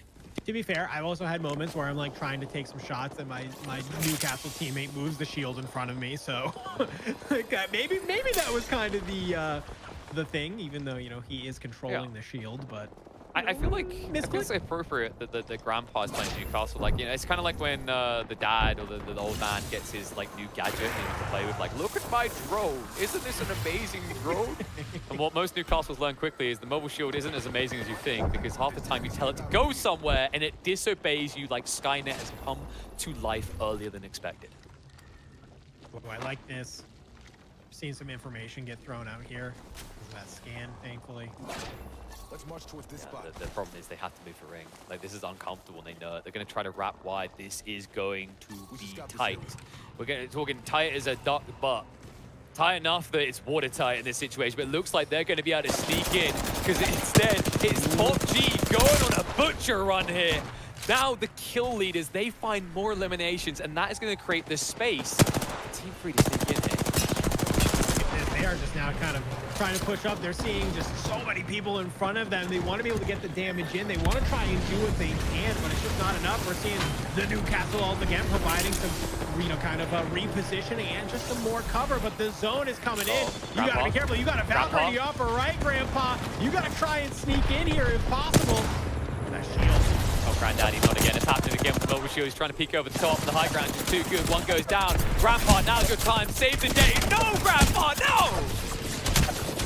I mean, I liked it. It was a decent idea, but it just wasn't enough. I mean, honestly, I'm not gonna lie. Yelling no Grandpa like that, it feels like he's done something appropriate. The inappropriate thing there was not being able to stick with his team. He's meant to be the one getting the res. Now it comes down to Demon of the Blood Mist. The problem with this is the ring is feeling tight. He needs to move. Instead, he's gonna try to go for the kills, but now he's revealed himself. No! Wow. I mean, if you can get that quick burst, like something like an R91 clip, I definitely think it's a good idea. But look at this, Chubby with the Octane. We were kind of questioning this team, and well, maybe this is where we're going to see as he comes around. The PK shots are flying. Only a couple in there, and well, that's going to bring it on up as they just wipe that final squad. Team 8. We questioned their legend composition at the beginning, and well, obviously it was working well for them. Really well played by them, actually. You know, they come through in the end. So Chubby, Super Bang, feeling to make it work. Even though the Octane didn't seem to have the most complementary value, but what I love is they didn't go too far from home. Played a lot around Mill. They knew the area. They played it well. Patience paid off. And Top G, you know, they just kind of got in this situation where we expected them to kind of come through. They got a decent amount of kills, but they just didn't have favorable placement. These guys understood where the ring was going to be, and they played the ring, which is always important in Apex Legends. But man, I'm still kind of wrapped up with Grandpa and team, because I don't know if you noticed what happened there, D. That turned into 2 teams remaining because the Bloodhound slid out of the ring. He Sudoku'd. I mean, So, he tried. So he made it a little bit easy for that to be a cleanup. Maybe if they could actually come together to contest that something to happen there, because you actually saw in second place, like that was 13 kills for the second place runners. So that could have went either way if the Bloodhound stays alive. The fact he gets eliminated gives that cleanup for teammate. But well done to them. They get some points on the board. I am still worried that a certain someone is going to be leading the pack by a margin, because I think both teams got eliminated with similar scores. Yeah, I believe I saw Top G down there, I believe in 4th or 5th. With I think 15 or 16 kills. So, you know, you lose out a little bit on the placement points, but they had enough kills that they're like probably not super worried about it. I mean, they shouldn't have been worried about it at all. They kind of would have had to just have 2 really terrible maps in a row for it to maybe be worrisome. But yeah, they're still getting points on the board. They're still getting the kills they need. No sweat off the back for them. But I think this will actually cause a bit of a shakeup when we kind of look through the 2nd through sort of 5th kind of range. So I don't know. I'm excited to see how these scores come out. Yeah, I think before we get to that, you know, we're going to have to accrue those scores. We've got a guy, he has a calculator, actually uses the abacus. He's sitting in the back right now. He's scrolling across. We're going to give him a minute to sort that. While he does that, my advice to you is maybe read up a little bit on Veteran TV and all the work they did, because they are busy bees. They got the finger in multiple pies, and they're definitely going to be doing more stuff with Regiment Game in the future. I'm sure of that. And be sure to check out Stack Up, by the way, because at the end of the day, the money from this tournament is going to be donated in the name of the team to that charity org. They work with veterans around the world. They're also not just US biased. They will actually help all allied people. I think the way it was described to me is basically we help any country that we're not actively at war with. So definitely a lot of different countries that are going to get some support. I love it, man. They get people involved in gaming that maybe don't. They need that chill in a war zone, or they haven't actually experimented or experienced it before. They get that experience. But for now, the experience we're going to give you is some funky intermission music.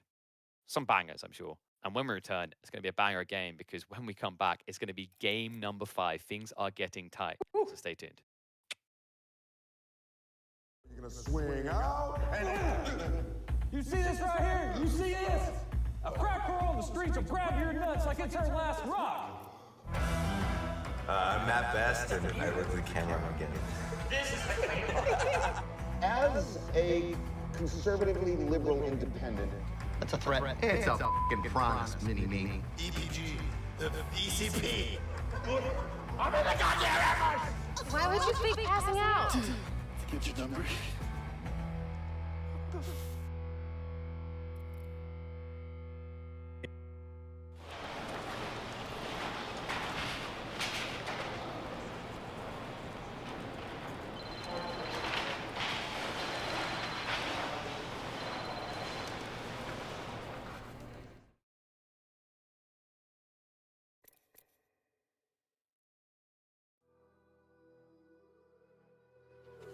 There's a distance between us. It's getting hard to reach out. Haven't seen you in seasons, but all I hear is your voice. I know my limits. You can break me down, but I'll stay till the finish line. And I've been counting minutes for quite some time now, just to see you again.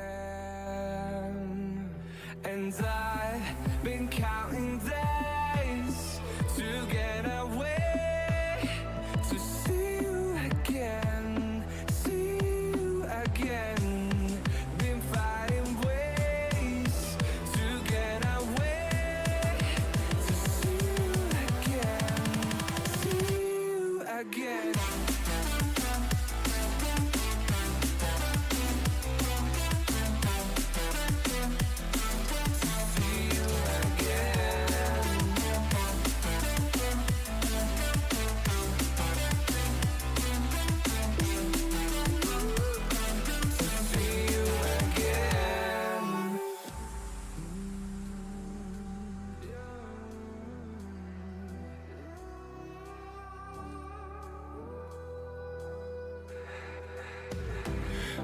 got millions of reasons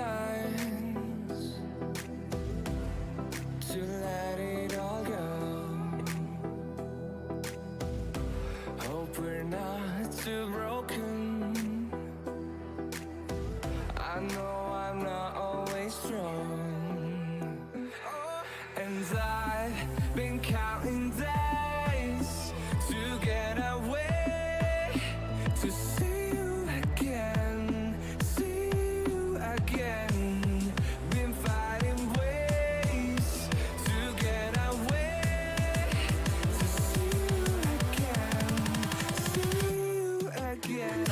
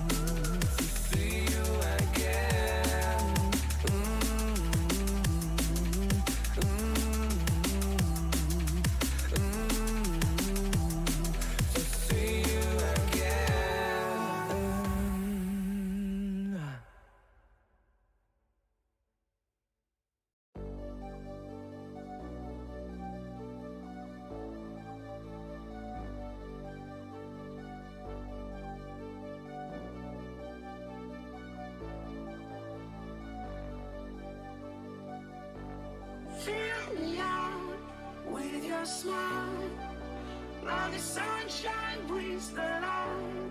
Fill me out with a flame, I will let you in this game. Take me out when I'm down, 'cause with you I'm safe and sound. I'm safe and sound, I'm safe and sound, I'm safe and sound, I'm safe and sound, I'm safe and sound, I'm safe and sound, I'm safe and sound, I'm safe and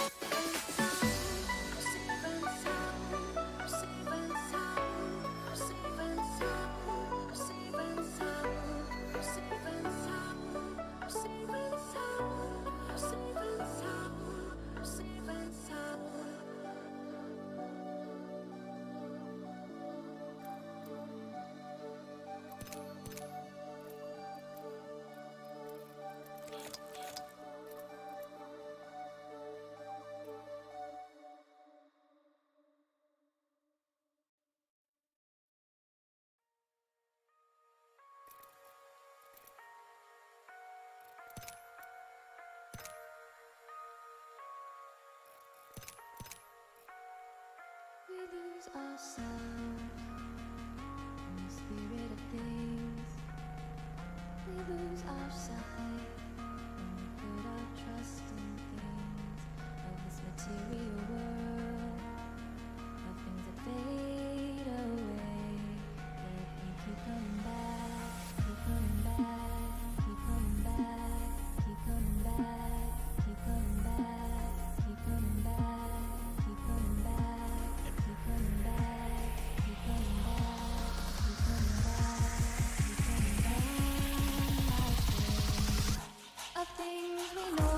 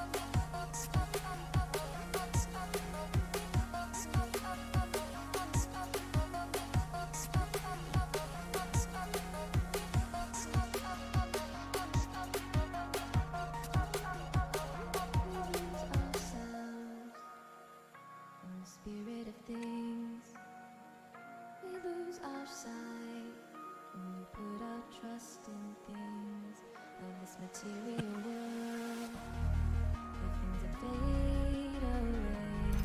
Yet we keep coming back, keep coming back, keep coming back, keep coming back, keep coming back, keep coming back, keep coming back, keep coming back, keep coming back.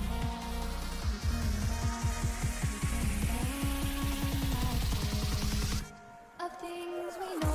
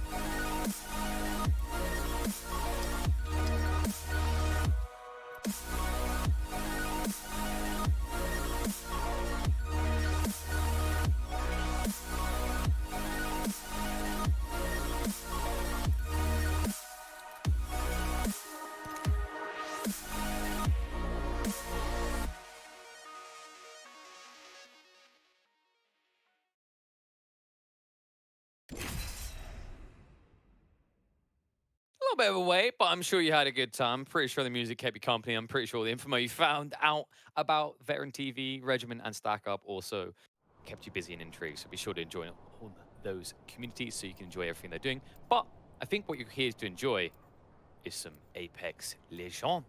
Woo! Only 2 games left, D. Things got to be getting tight. And Yeah, I think we're already ready. Yeah, I mean, it sounds like we're ready to go into game as well. That I got a little bit surprised. First map of Storm Point, we saw some teams come alive that we haven't seen yet today, which that's, you know, I know we were talking about before that we were really hoping that some of these teams were going to kind of find their footing, and it looks like that's what happened, right? A couple Team 5 was kind of the one to look at. Reflex, Rusty, and Uni, who definitely kind of made some waves. We saw them do some work on World's Edge, but nothing fantastic. Well, they're here proving us wrong, and I actually believe, you know, you said earlier Team 5, you know, I believe they might actually be part of, maybe I'm wrong, but they could be part of Regiment Gaming. I don't know if they're the official Apex team, but I believe they are part of course Regiment, so nice to have them here. Yeah, I think they're part of the community. I don't think they won the official teams. You know, who knows? These types of situations, you pop off hard enough, maybe you can take over. But right now, we're looking at the people that maybe are expected to take over. This is one of the teams high in contention on those leaderboards. Of course, Team 1 that found themselves getting roughed up midway through map 1 of Storm Point. Let's see if they can redeem themselves here. The other people to look at, of course, are Top G that are rotating towards Wall. We'll definitely get some nibblers there. But I love how some of these teams are instantly going as far to the edge as they possibly can to try and ensure that they at least get a safe landing. Of course, for some, that has backfired. Team 6 already down on their knees, begging for mercy here as they are getting clapped on landing. Yeah, I mean, listen, game 5, this is not the type of start you want to be able to have, right? I mean, you want to be a little bit more secure. You don't want Turbo, the Sloth, immediately just getting lasered off rip, and then you have to kind of play regain. Are they even going to be able to get his banner? That's the real question. I need to know more about this name, Turbo the Sloth. Is the logic in that name that he's fast to end up in a sloth-like state? Because he seems to have done that here. I mean, he's moving about as much as a sloth now. Slapped on the ground. In that he's not moving at all? Pretty much. And it looks like that slothiness is infectious. Oh, come on. This is just... No, Jim, come on. Like I don't want to be too mean here, Jim, but you're not really dumpstering everyone. Let's not be mean to Team 6. They haven't done anything outrageous to you, as far as we've seen. I love how actually every single one of the names gets appropriate for this, because this is tragic. Oh, God. Let's just see it. Okay, rant time, D. I am sick of Sears. Imagine you are a rat. You're about to make the most epic recovery possible. Nope. You can see. You always see. A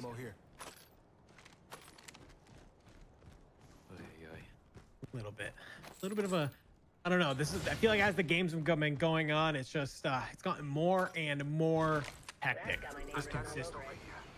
I do like chaos. I consider myself an agent of chaos, so I can get on board with that, you know? The shots go flying, you never know who's dying, but right now, Top G are looking to give a little bit of direction with that.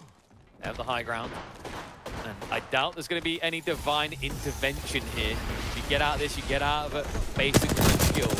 No team is nearby to bring some reprieve. All right, back. G just kind of trying to use that shield for a little bit of cover. I still feel like this should be the strongest team, just based on the configuration. I really like the Newcastle, but they've been lacking the ability to frag out the same way they did before. I think the Newcastle's been getting them out of a lot of jabs, as you're seeing here. They're just so strong for this hero, and now that their opponents have breached, they got a little bit too frisky. You can see how they're instantly looking for blood. They feel confident, despite the fact they go 1 down. These are easily a top 3 fragging team right now from what we've seen. For good reason, right? Like, they have not disappointed. They've had some rough times, and I think that's someone I want to highlight and be fair to them. Like that last game, they had a really bad spot, and I think they know it. Their rotation in was dicey from the get-go, which is why they weren't able to even have a chance to beat the last game. But I think they're going to rectify that. Wall's a good place to start. When you have less mobile teams, usually you want to start on high ground, because the thing about Storm Point is it works downwards, right? There's a benefit from playing these higher spots. The cool thing is they still have Valk, so they always have flexibility on top of that. I kind of like they're just kind of taking some pokes from range here. That R301, just kind of trying to get in a little bit. Maybe can finally full send if they do get a knock, but maybe just a little bit of respect going here. Yeah, they're a little bit hesitant because they did get dropped on 1. So they know the team they're up against are capable of hitting some shots. They're not sure who it is. Remember that you don't get identification until you can wipe the team and check their banners. So they're going to show the appropriate respect, especially with 2 games left and their performance in the last one. They know they've still got some recovery to do on the points. Yeah, I mean, you saw them kind of in one of those earlier matches, right? They got kind of completely pushed and wiped by Swift and company. And I think maybe they're like, okay, we know there's at least 2 other squads in this lobby who actually are going to put up a fight and who we really have to be careful about. And so I think you're totally right that you maybe pay a little respect because, if it's one of those squads, you don't want to full push them. Duke. Well, this is the sub in. Looks like they had to switch her out. he could be doing good things as a sub, considering both of the main members are already dead, so he can look like a glorified hero. But right now, the only thing he can do is look to save himself. No saving Private Ryan here. We'll look to make the jump out. Pursuit might be given considering they got the crack, but there might be hesitation. We know he's alone. What? What? My zip line versus the zip lines they tell me not to worry about. I mean, that is not really the distance you're looking to cover there. He was looking for maybe some sort of way of duking out. Remember, by the way, both of those banners have timed out, so Denim is alone for the entirety of this game. I don't want to really be hard on him because it's already tough enough being a sub on your own, but I have to ask, like, what was that zip line? I don't know, man. I don't know. I think those are, you know, you kind of have those moments in this game where something happens and you're just like, do you think he like sneezed or something? It's like, achoo! Oh, what have I done? Because, I mean, in fairness, it kind of saved him because the team was actually rotating him from that direction. He would have been cleaned up. So in some ways, it saved him that he didn't have an access to that zip line. okay. Top G's really need those kills. It just feels like they're being dodged unintentionally right now. Just the way teams are rotating. It's kind of unfortunate when you get a wall spawn like this and there's not that many teams that started over towards down B. It's like 2 teams max. It just doesn't give you much blood to first round.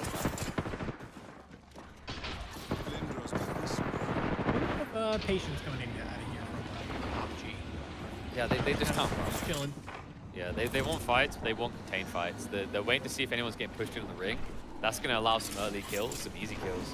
And otherwise, they're going to look for one-on-one fights. The cool thing about this area is it's quite choked off, as you can see, with all these passes. So it's going to be very difficult for a team to third party.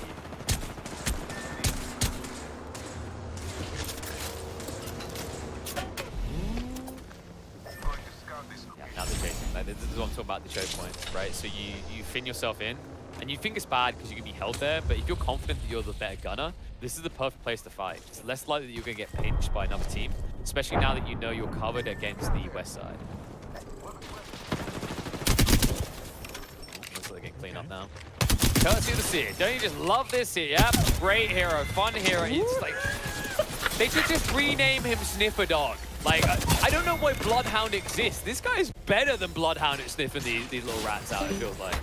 Yeah, I mean, I think that's a completely fair thing to say. I mean, it's just, we were kind of talking in the break. Like, we are really looking forward to this sort of update that's about to come out, you know, probably about halfway through. Just the, you know, for some of the touches that might happen, you know, I think, you know, you kind of hear people say, oh, they got hit by the Nerf hammer. I think this is going to be a Nerf maul that comes to him that just like puts him right into the ground. A little bit, but interesting play here. I mean, they obviously have the heat shield. They want to loot up and stuff, but they're still sitting out here on the edge. Do they want to make a full wrap or they're what? Being pushed. They're being pushed. So what they're going to go for is the edge. Remember, they've got the Skyward Dive as they have got the Valkyrie, and this is the benefit we talked about at the start. The switch over to Storm Point. Storm Point is the type of map where Valkyrie's still going to have value. Yes, they peak your jump, but it's still high enough to get over these mountains, as you're about to see. Okay, I like it. They tried. They got around. Yeah, it kind of counts. I mean, in fairness, it's still high enough to make these switches. That's the important detail. You could have been held in that choke point. If you're not getting over the hill, I don't even think you could maybe easily get over that hill with the old Valk. So, like, it hasn't hurt that too much. I think the goal here is to always go over the top opponents in the choke points. Yeah, I mean, it's kind of, you know, obviously you can't go fully over like you wanted to, but obviously thanks to that Valk ult, like, they can at least would have known, like, hey, are we about to get fully held? Are we about to get gate capped? And then, you know, while they're flying through, like, all right, no, we're not. This is safe. Okay, great. That's the thing. It's a free fly in their eyes because a lot of the players that they've seen haven't been able to hit their shots consistently in distance.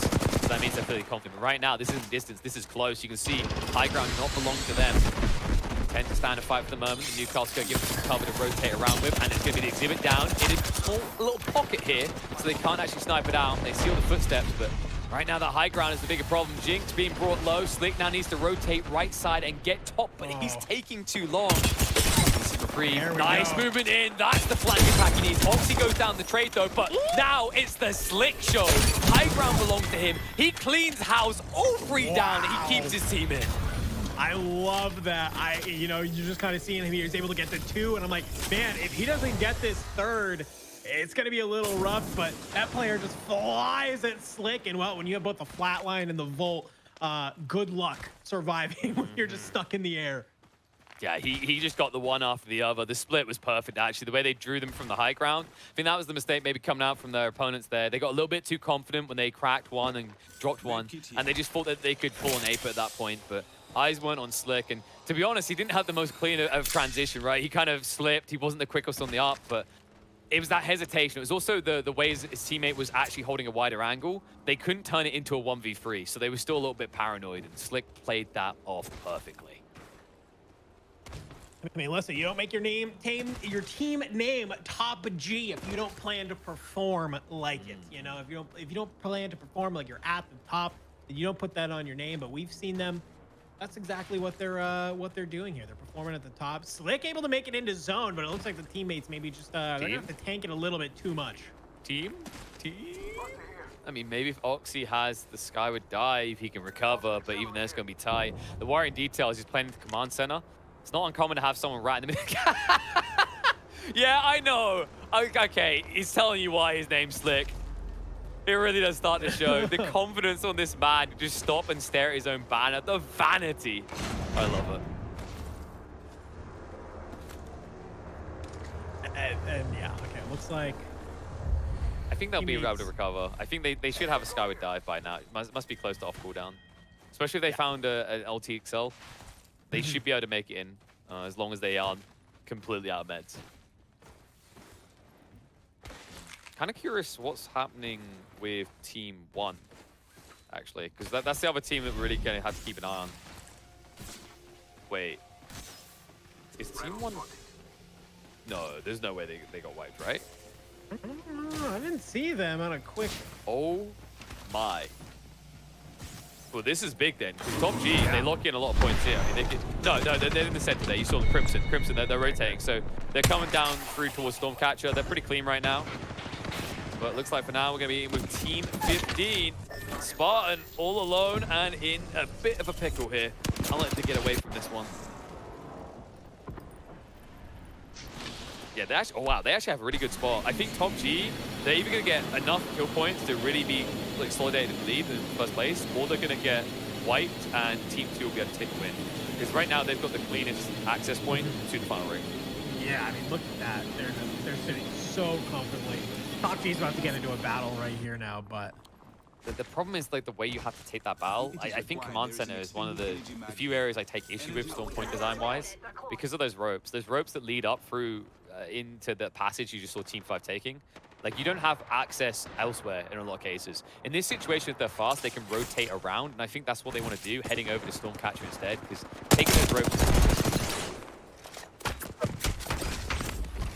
Some bubble wars coming out a little bit in the distance. This is the squad who we, last game, we were kind of wondering, does this team comp actually work? And they proved us wrong by catching the dub. Yeah. So obviously it's got to have some sort of merit to it, and right now it's looking like maybe that's continuing to be the case. Yeah, I'm surprised they didn't try and like mix in the Maggie, but I do think this is more comfort than anything else. I think if you had to get into like a nerdy high level, like why does this work? It works because it's what they know how to play. I don't think there's any advanced, hyper, big brain strategy of these heroes complement X, Y, and Z. But right now, this position doesn't complement you. You're playing uphill against a team that is able to take fights. It's Uni Reflex, the boys are back. Shit. Scan's gonna come out, does click on the Chubby. They're rushing up this hill right now. Arcstar's being spammed out. This is gonna be a little bit dangerous, but looks like they've at least got some cover. Not enough for Super Bang, however, is gonna be brought down, and that should initiate the rush. Coming in, Peak's coming out. Peacekeeper used optimally for the moment, but it's not good enough. Only one member was delivering damage, and that means they're gonna be cleaned up. Looking good. Kraber in the hands of Kraber. One down.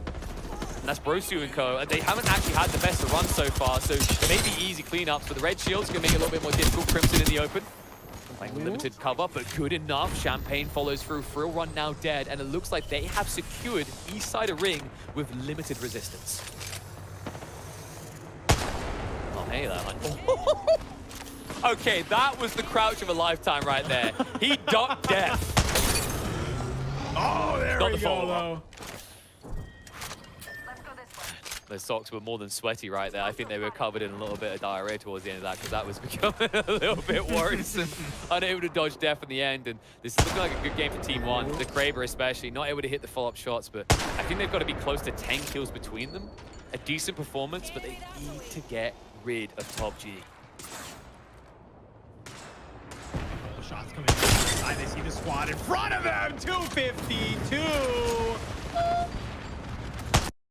This is the power of the 𝙬𝙬. Only 2 shots left. Crimson says that's the opportunity to get 2 more kills. Let me at him. Worst part for anyone in the neighborhood is even when he's done with the 𝙬𝙬, there's so many bodies around who'll just be able to re-equip elsewhere. Horizon misses the shot and whoops goes down, but the problem is there's 2 teams here. Unlikely that they're going to get pushed despite the green.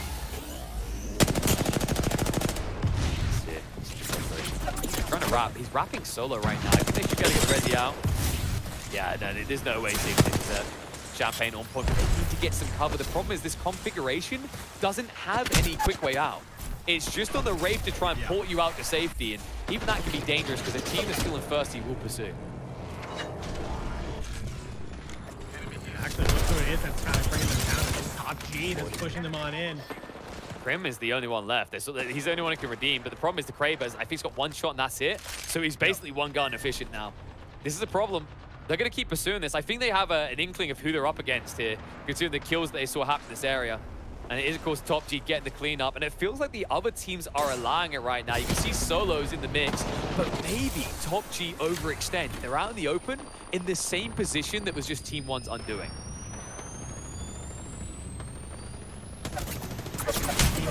Hopefully, oh wait, the Phoenix is able to get popped off just the last final time. Can he maybe find something with the 𝙬𝙬? Needs to make it count, needs to make it count. He doesn't want to whiff the shot. You can see it as well. He needs every bullet to his advantage. Spray out is good. Give him a bit low. Should be able to clean him up. And he is a solo. Fevered Eric is fevered. Nothing tonight. He's on his own. His team did not push with him. That means another kill on the board for Team 1 as Crimson keeps the dream alive.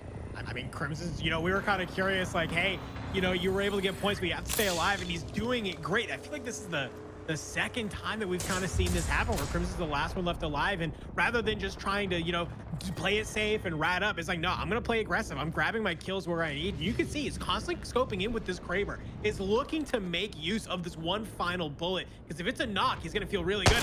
Well, he's got the team pushing up over and misses. Go for the switch. Go for the switch right now. He needs it, but he can't get it. The stun comes out. Locks him away from this. He really needs a different gun. Volt alone, like the reload between these bursts, like you're gonna get overwhelmed, you're gonna get swarmed. You can see what he has to do. He has to just run away and bait them into attacking another team. The problem is you're running across open ground uphill and the other teams are not looking. 𝙎𝙬 could clean up, but instead they say, what's better than 1 kill? 2, 3, 4. They're all in this place as they open the door. What? Okay, that's ambitious. He opens the door to use it against him. Stun comes out, and keep in mind, in the meantime, they're wrapping around. The rush in is going to be there. 𝙎𝙬 on point, adding up the points, racking him up. Slick now up to 11 kills on his own. 11 kills on his own with 5 assists at that. So at least 16 for this squad. Only one squad left, and the kicks are coming out. It's Team 1 and Team 2, but they are in opposite order when it comes to their performance here. 𝙎𝙬 chase after the little rat. They want that melee, and he's going to give it over. Team 2 take map 2 of Stormpoint. Wow. What? Come on. This is getting out of control. The confidence, they got to be feeling good. That's the bounce back they needed. 𝙎𝙬. After how the last game went, they played these rings so much better. Yeah, I mean, you got to imagine that probably feels really good for them, though, right? Like, you definitely, you know, that first map did not go super well for them. So they come in here and they say, it's not enough for us to feel good. We have to, you know, we have to really make sure that we are the top Gs. And they're able to take that win with a large number of kills. Let's go ahead. I want to see how many kills did they have, because this is what I'm looking at. 21? Wow. So Slick, dude, Slick was MVP here, without a doubt. It's not just like his performance overall kills. It's not even just how he approached these final rings, because they've done that well as a team in the end. The part that was most important, the MVP moment, was over to the west of Cascades when he actually clutched up, recovered in a situation where his team should have went down. These guys know they can rely upon each other, and they've done so time and time again. Team 1, respectable performance with 13 kills in second place, but Team 2 really at risk of just running away with this and ensuring nobody can contest that top spot. And kind of looking down through, I mean, we have a couple other squads that are coming up a little big, but one thing to note, between the 21 kills from team number 2 and 13 from team 1, there's not really many kills left on the board for these other squads to get, man. Yeah, like when you do the maths and realize that between them, they took out over half the lobby, right? That's 34 kills between 2 teams. That's why everything else looks pretty unimpressive, pretty underwhelming. There's nothing left. Right? This is kind of like, this is capitalism at work. The rich get richer, the poor get poorer. These guys are like, they're like, please, sir, can I just have a kill? Team 1 and 2 are shaking their head and saying no. Yeah, I mean, it's kind of coming down to a little bit of a battle here. I mean, I really want to see the full total score, so really see, you know, how far away is team 1 from team 2. But as long as the games keep going like this, oh lordy, know what? Well, Team 1, I know they're getting further away. They're now 3rd. So 41 points. Team 5 actually crack up into 2nd place. And Team 2 have to be cracking up laughing. There's only 1 map left. The chances of them now lose, it's almost impossible. Okay, I say almost because if Team 5, hear me out, if they go on a blitzer, they eliminate Team 2 straight away, which is already a difficult proposition, but hear me out. So they blitz them first. Let's say Team 5 gets 1st place. That's worth 12 points. They need to come up with 24 more points. So they've got 3 from eliminating Team 2. They then have to kill race the map and find 21 more kills to force a draw. Impossible? No. Improbable? Yes. I mean, listen, they've been doing really well. I mean, I could see it happening. I mean, Team 5, they're obviously a very comfortable team on, you know, playing the map, and maybe if they are the ones to take out Team 2 and they realize that and they say, hey, we got to fly the rest of this lobby to have a chance of maybe even winning, I wouldn't doubt to see it. I mean, yeah, Team 5, they can be as good as they want at playing the map, but like I'm numbers. I'm playing numbers right now. Okay, you know, like that. That's like looking at my bank account versus Mark Cuban's bank account. Like the difference looks so big. I don't want to be a negative Andy and say it's impossible, but the only way it is even remotely possible is if, and it's a really big if, they eliminate the 1st place team on landing. Someone has to get rid of them. Yeah, I mean, and more importantly, Team 5 has to realize that that's happened, right? Like, so I feel like if you're Team 5, you literally just have to go into this game saying, hey, we're going to play this. Like, we're pushing every team. We're pushing for kills. That is what we're doing. We're not playing for placement. We're not playing for any of this because, you know, it's kind of, we got to try and go for first. And that's your only option that you have. So hopefully, you know, they're kind of do that. They just play hyper aggro. They're definitely skilled enough to play hyper aggro, especially in this lobby. So that's what I'm kind of hoping for, right? The stars got to align. Everything's got to land into place. But they definitely have their work cut out for them. They most definitely do. And I think we should be just a few minutes out from hopping in. In fact, look, it's there now. This is I was a few minutes off maybe with my calculations. You never know. That 59th person, you've had it before. You're waiting like a minute for the last one to get in. But we're ready to go. And I mean, this is do or die, man. You can see it there. Team 2 have created a mountain. And the only one that can possibly climb it right now is Team 5. I mean, Team 1, if everyone in the lobby stands still and they go and kill them all, they can recover this. I don't know how I justify them all standing still, though, D. It's either a DDoS attack or everyone's controller's batteries ran out. Maybe. I mean, yeah, maybe by an act of God, you know, there's an electricity shortage, the controller stops working. Yo, I don't know. Not that I want to wish that on anybody, but... Wait, I've got it. You hire a hacker, you prove that you hired the hacker to DDoS everyone, and you point out that technically that means you killed them. So you should get points? 57 kill points. Let alone commit a federal crime. That'd be a great YouTube title. I committed a federal crime to win an Apex tournament. It was important to me, man. I needed people to know that Stack Up got 2K because of me, right? I needed it. Yeah,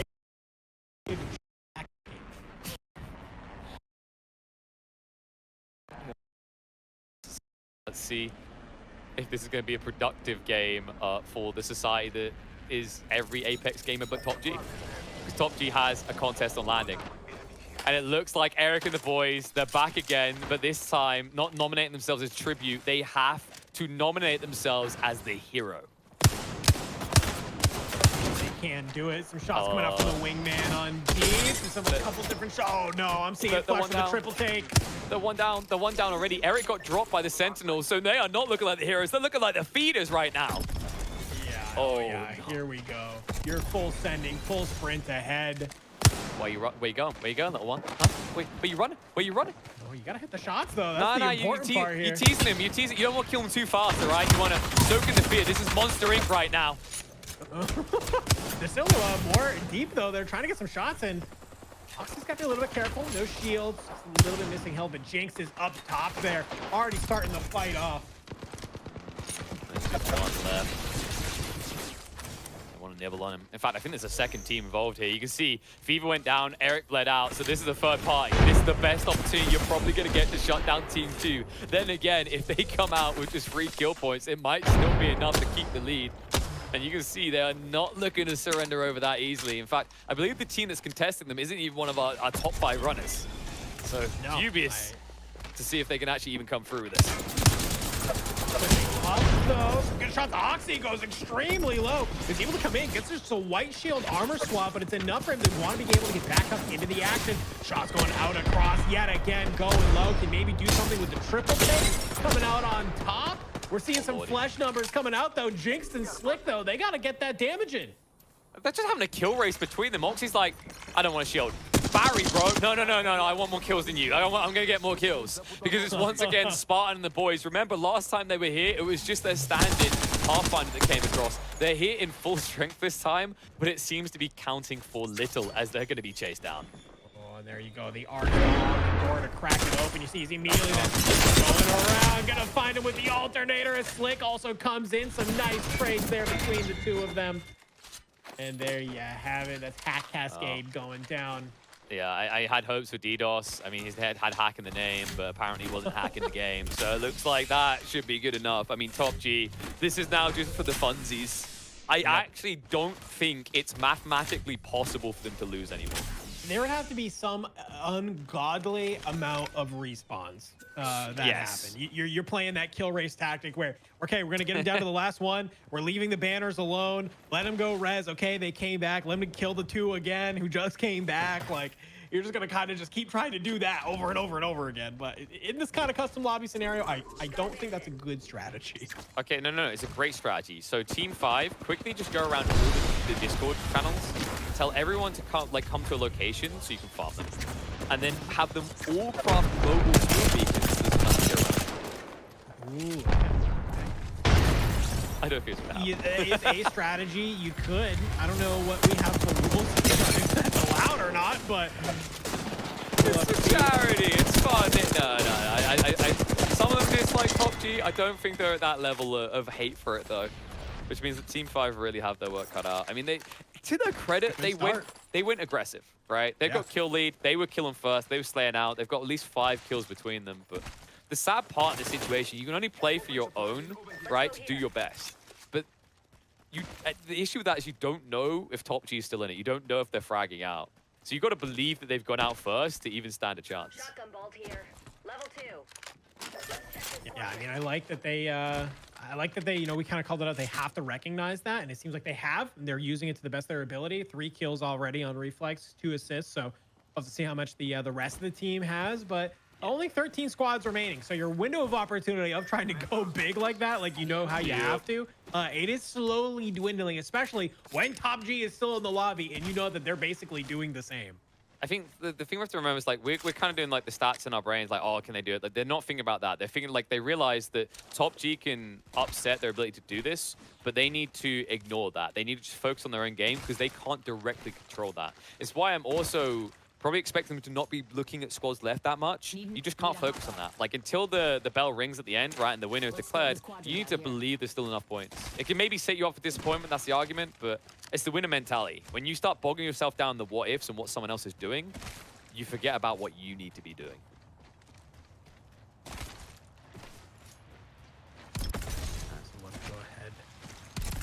think Top G, they could actually clash here. Top G should be, oh wow, they went the same rotation. They've done this last game, but it's more favorable this ring. Meanwhile, Team 1, oh, okay. There goes third place. I hope you like fourth. Sorry, but Swifty, you're all on your own. So, and remember, when you look past first, it was pretty tight for the next 5 teams. So likely that despite their early impressive performances, Team 1 is probably going to sink down to about a 5th place finish. Yeah, I mean, at least at that point, though, you know, they were probably just trying to play aggressive, you know, just kind of have some fun with it last game. And at least, you know, if they do go down, you know, you went down to a really good squad as well. But Corrupted, gotta be a little careful. Pushes on up. Gontu's maybe getting a little bit of a sneak, but we're seeing some huge damage come out. There's a grenade that gets launched nearby, and it looks like the teammates are trying to maybe laser him up, get some damage down, but nothing is free in this area. Like, everyone loves Stormcatcher. They've seen so many bloodbaths around this area, and a similar ring move to game 1 of Storm Point. Gonna end up with this team in a similar situation to what they found last time, but they're locked out. A team just trying to harass them and keep them out together. And Waffle, a little bit too ambitious with his push around on his own. So he might be picked up, brought down low enough, and it's going to be finished off. It looked like the ring might have been the final tick there, but now the high ground on the side, Corrupted can maybe recover this. He's got 2 down on the floor, does get the final kill to Kieran. They'll stay alive, or will they? I don't know. I think that's Team 5. I think they came back. They heard the ruckus. Yeah, I mean, any team that was nearby and they hear these shots going off, they have to decide to push. But if they get this double res off, that's going to be kind of nutty. It looks like Donkey maybe is trying to still provide some sort of info. Let them res. Let them res. I think they know that they got dropped and they want as many kills as possible. Like, they've got them locked in a corner. If you just throw 2 arc stars in here, you finish. Yeah. We'll see. I would love that. I mean, that's kind of a smart play, right? If they're just sitting there waiting, saying, all right, hey, we know you got 2 down, but we want to be the ones to re-down you. Like, we're just going to chill, hang out. And yeah, here we go. The shots are coming in. They don't really have anywhere else to move right now. I mean, I guess you go back out into the zone and get a little bit around this edge of rock, but that's still insane. They could Valcol. They could Valcol around the corner, but they need to be careful about the timing, because remember, if you get hit once while you're waiting on the Valcol as it's charging up, like, it cancels and goes down to 75%. So important they wiggle around the side. I think that's their best maneuver. It feels a little bit cocky to try and take this fight. Like, you just have really awkward positioning, and you don't know how widespread your opponent is. A little bit of a regain still for them, though. So I'm curious where Top G are at now. I mean, it's hard to not bring it back to them. They've got a feeling that 1 or 2 of these squads being eliminated might be attributed there again. I think they're making the same rotation they made last game, but it's even better this one because they have options for difference. I don't know. To me, like, this is, yeah. So it's actually Uni and the boys, so they are blocking, so it's Team 5. But looking at the people that can maybe make an upset here, it is just Team 5. Like, I think mathematically every other team is out of top spot.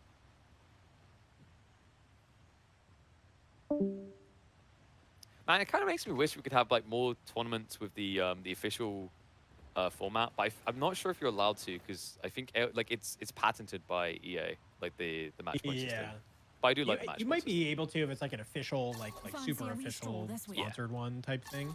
Ooh, maybe that's where we gotta go next. Yeah, I'll say. I mean, listen, we're here. We're doing things for a great cause. We got great organizations involved. I would not be surprised if, you know, maybe you see Darren and I on some sort of big stage doing some great, amazing things here with some of these orgs and maybe some Apex.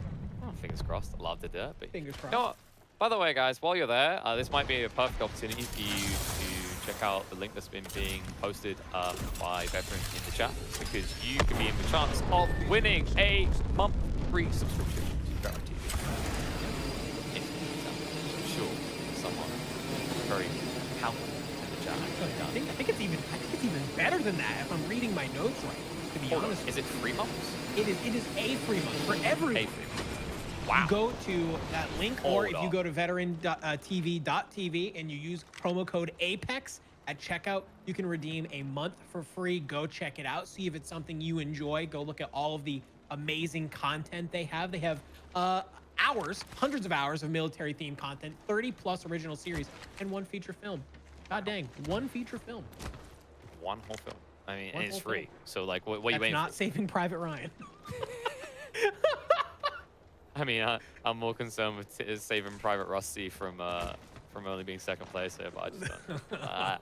I can't see anymore. You know, this is this honestly, this final game does kind of feel like a outside of the initial drop. It kind of feels like one of those stories being told to you in reverse, right? Yeah. Like, you know the ending. It's kind of like, I feel like, yeah, it's like one of those choose your own adventure books, but you're like, you don't want to actually do the choose your own adventure, so you just kind of flipped to a random page. And you're like, I'm gonna start here instead of the beginning. I they just let them have fun? It just feels kind of weird they're not pushing. Like, I think they're paranoid because we mentioned that Team 5, if they went on an absolute ripper, they could do it. So like, okay, if we just get placement points alone, which is like, sure, it's not the fun way to play the game, right? But like, it's the way that you're definitely going to guarantee the win, no matter what. Crazy part is they're just not going to be discovered. Like, they took out all the opponents on the north side. I feel like we're getting a crazy fight here, though. If that is what Top G is doing, just chilling, saying, hey, we want other people to maybe enjoy this last game, get a chance to kind of get some reps in. What a nice team. Well, it's like extra level BM, and one of them was just like, yo, I'm going to the bathroom. And then I was like, I can go to the bathroom too. You know, I hit up Taco Bell's. It's been a long day. I'm sure no one's going to find us. And they'd be right. Like, nobody's playing Northside. Everyone is avoiding it. And it actually feels like any team that was originally a test is staying wings there, specifically because of Top G. And, well, looks like they're sick of waiting around. We see movements around Cascade, but Top G are now moving into this area. Could turn to a bloodbath. Definitely could. Sweaty Socks is the one trying to be able to get in some damage with an R301, and was actually able to take down Corrupted, but... So, Top G, all it takes is Team 5 plus bonus team to beat, maybe? I mean, this is the question I've wanted to answer this whole time. Like, they've got to do it, right? Like, someone's got to take down the Dragon. Like, you're still going to lose on the overall points, but you at least get the bragging rights. I mean, yeah, bragging rights is always good. I mean, if even for some of these teams, even if they could just take a map, right? They said, hey, we want a map. Cool. In a custom lobby with really good people. You know, it's like a gamer pride moment there. Super happy to have that. But when you got a team like Top G right now, like Slick, who's putting on a clinic, the wingman in the vault. They got one, and that's I ate some cake and coke. So actually, there's still Team 5 nearby. They can at least like take out Team 2. But they're revived, man. This is why I love Newcastle. And actually, the crazy part is the bang works for them, and they're even BMing in the open. They're like, just please, everyone give up. We're done here. We win. I wonder, you ever feel like EA should get a sponsor from Marvel? So whenever you do like that superhero jump with Newcastle, you kind of put the Avenger music in or something. I mean, it is possible. We've had a couple of skins that's like the, you know, it's like, hey, definitely not this skin. You know, that's like wink. The wink wink. So yeah, maybe everyone getting the sponsors, right? Like, you know, the other BRs are kind of getting the big brand deals in there. I'd love to see EA get a few. I wonder if those are exclusive. Like, could Marvel do something with Apex if they wanted to? Unsure. I feel like it's a paid-for license, so probably they can do as many as they want. But I think the thing I always give credit to Apex is they have so many unique characters and such great lore. Like, I actually don't think any other Battle Royale has lore as good as Apex. Now that I think about it. I've watched some Fortnite lore videos, okay? And it's a pretty extensive story. Got it. So you're really, really ingrained. Like, you know, what really rivets you in the narrative is like flossing. Yeah. There was a black hole and there was flossing involved, and it doesn't really get much better than that. And we should point out flossing is a dance type. Otherwise, people are like, this is a very weird dentist movie. You know? They're gonna be like, there was a black hole, there was some flossing, and then the dentist fixed the cavity. It was all good. But no, the individual stories are really cool for the characters. There's just so many scenes. Like, I love it. Like, I don't get as attached to characters in other BRs. I think it's fair to say like Apex. It's just because they're so unique as well. Like, you don't have all these abilities to the same extent in any other game. Well, the other thing I really appreciated too is that all of the abilities are like make like super thematic sense based on like the character and its background and like everything that's there. It reminds me a lot of like Overwatch. You know, was like I think another game that did it very well. Yeah. Except kinda, like, you know, it's have not those dying. characters. And... Wait. Wait. Did he just ditch Jim? Maybe. Maybe this was a recon. No, I'm not convinced. That didn't look like a recon scat. That looked like a Whoops. To be fair, I played my first game of Apex in a while last night. I played Valkyrie, and the first ult I did, I accidentally, I think I clicked the button that makes you not take off rather than the button that makes you take off. We were like in ring, and I was like, well, okay, we learned. Next time, we know the button.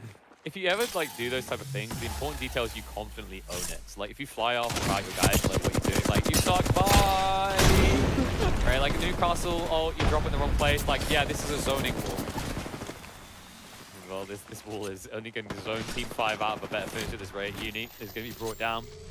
And it looks like there's a lot of Robin Hood in Wolf there and actually causing quite the conundrum. He's looking to fight without a certain top G turning up to ruin it, but I don't know. I mean, we've accepted that this is a top G, right? Like this is, we accept that a while ago, all right? Anyone who says it's not, like you're so in denial, you probably just think that the earth is flat because of an Apex. Oh. You ever thought about that? Apex Legends map is flat. Like you just drop off the edge and disappear. That is true. Flat Earthers rejoicing. Oh man. Well, this has been fun. It has been. I think Top G actually is still alive. Yeah. They They're never went holding the down. building. I think they must. I think they actually got like 10 kills. Like they played it slow, but to credit to them, like anything that got in their way, they blitzed. Oh man. So is this where they like set in a challenge mode? Let's just say they can only melee the remaining team. Ooh. Damn. Like I wish I had that power. Like we'd pause the lobby, that was an option, and then you make like a public announcement. Melee kills are worth 10 points each. Oh my Hold up. All of a sudden, Top G are like, wait, we could lose this. Like, oh no. Well, good. I think they could, because Team 5 is still alive, and there are 8 people who can melee. So if you melee full 8, then you get 80 points. Which that would be impressive, if I'm being honest with you. Yeah, that would put them at 132. Then let's say they get first in that situation, they're up 144. And then poor little Top G, like maybe they don't even crack 100.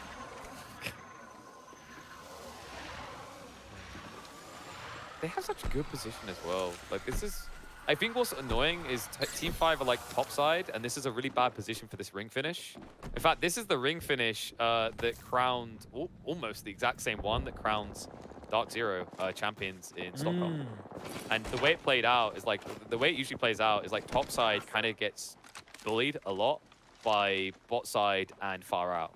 And that's the way it played out there. The far out actually won, but usually like what ends up happening is the team in the cavern here, the cove, has God spot.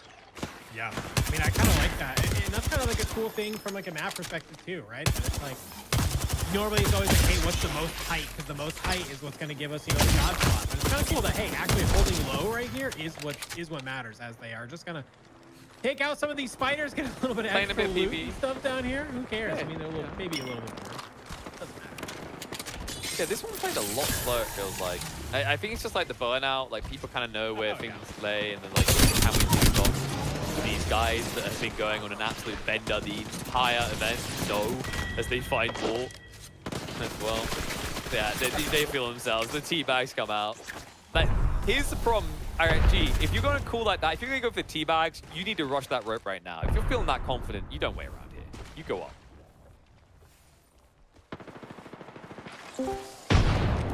Wait, are they? Hold on a second. Are they listening?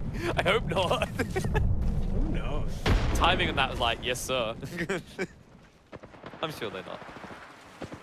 But yeah, this is coming to a close. I'm looking forward to seeing like what these guys think about these type of tournaments, man. I would love to like have had the Regiment boys in this. Unfortunately, we couldn't get them in for this one, but I'd love to see how these guys perform to some of the teams we saw in the last Apex Legends charity stack-up tournament we ran, where I believe we had the Coast Guards that done really well. You had the Academy team for Regiment. I'm looking forward to like bringing these groups together from all these different individual charity events. Yeah, I mean, that's kind of like the cool part, right? We get this opportunity to bring in like talented teams, but then also you kind of maybe some people who don't always get an invite or an opportunity to play at a little bit of a higher level, right? They're used to just grinding ranked, and that's kind of their only version of competitive. But to be able to kind of come in here is always really, really nice to Yeah. do this. So hopefully a lot of the squads today, even though obviously this team that we're watching, Top G, even though they obviously did really well and kind of rolled the lobby, I hope some of the other teams still enjoy playing here today and realizing. But here we go, some beams coming out, and this is kind of what you were talking about, right? It's like this fight between the top squad and the team on the bottom. And I think it's still Team 5 up there, if I'm not mistaken. So yeah, I mean, it's kind of poetic in some ways. They can at least get their mini victory, but first place overall is going to elude them. However, having top spot in a one-on-one, this actually ends up favoring the people on top, because you can poke, and if you get a crack, you can rush. I think they're going to have to as well. They have better shields, so they should be looking for that. But you can see how slow this ring is going. At what point do you think they just commit to just like, hey guys, let's just full send like off the top? Why not? I think when you're 10 seconds out from being pushed off naturally, because if you wait until the very end, your opponent knows that, and they'll be watching most attentively at that moment. So you have to like stagger your timing slightly, and that's why you're also seeing the team on the bottom, that like they're not actually peeking because they don't want to give that opportunity.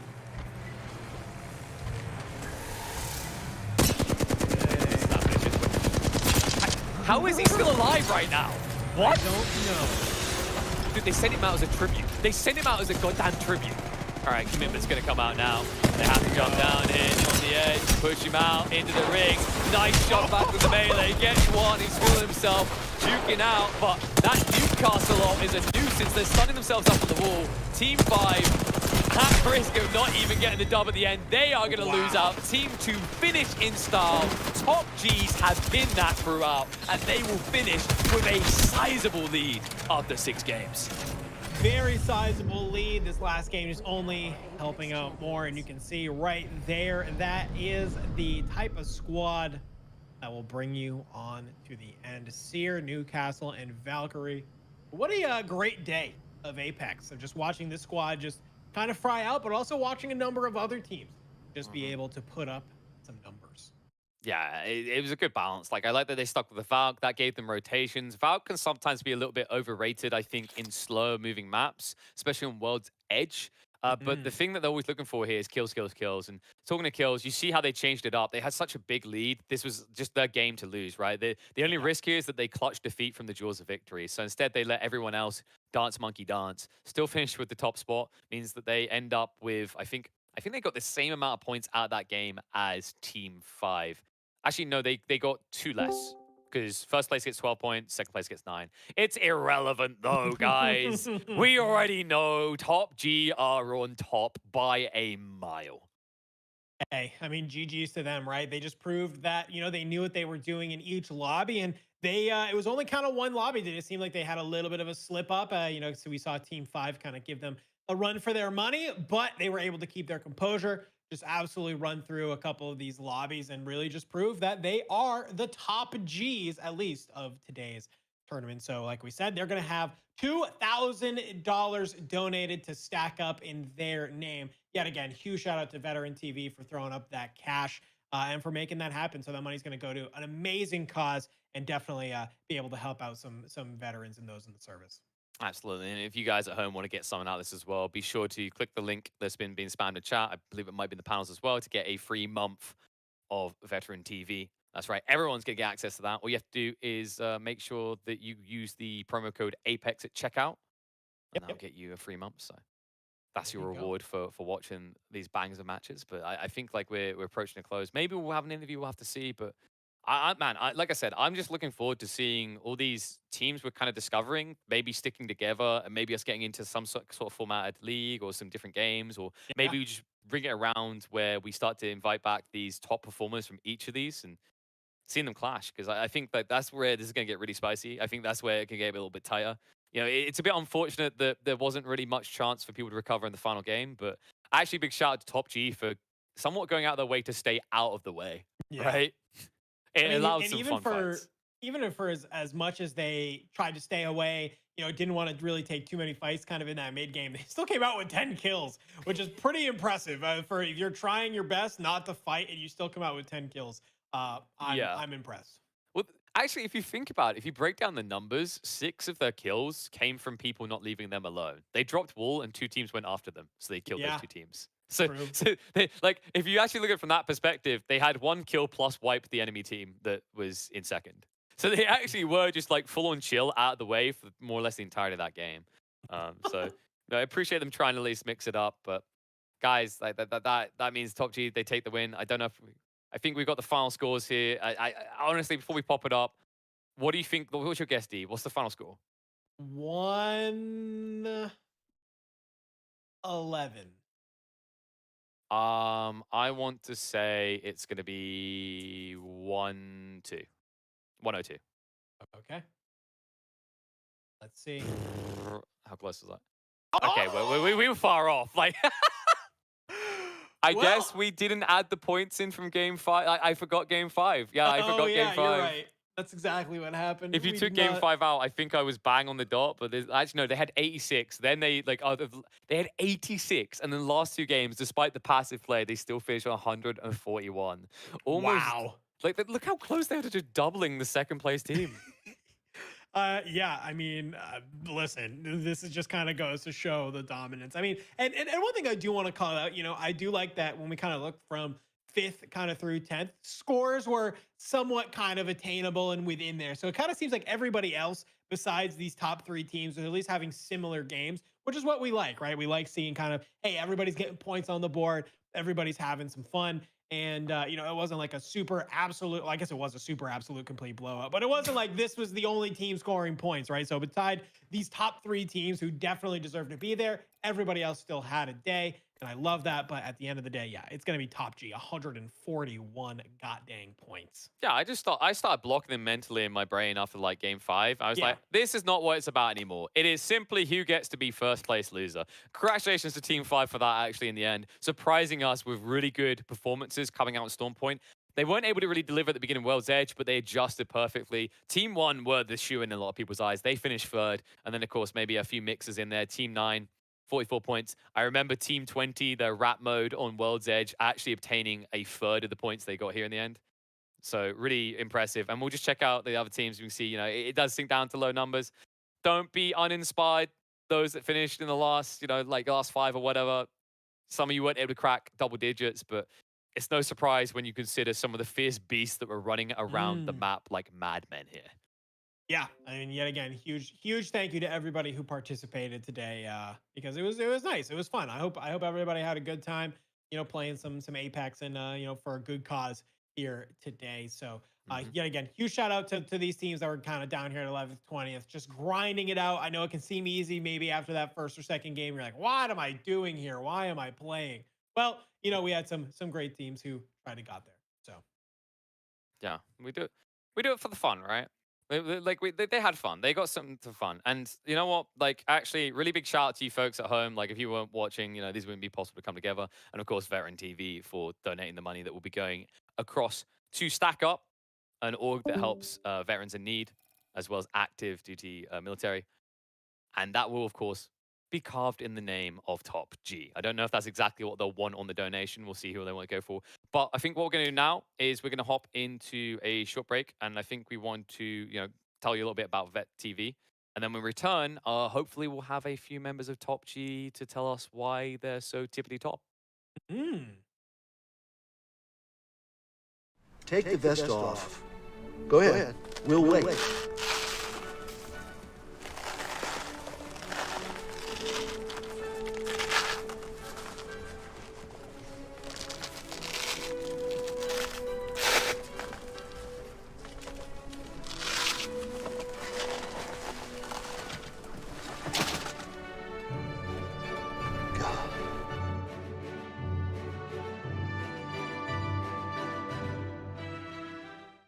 Swing out and You see this right here? You see this?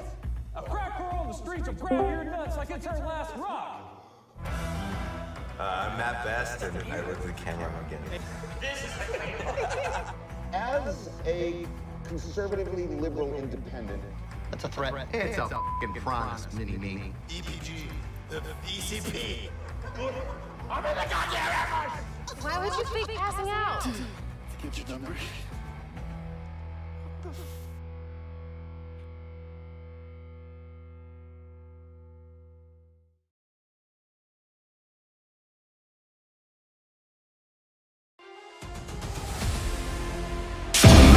generally.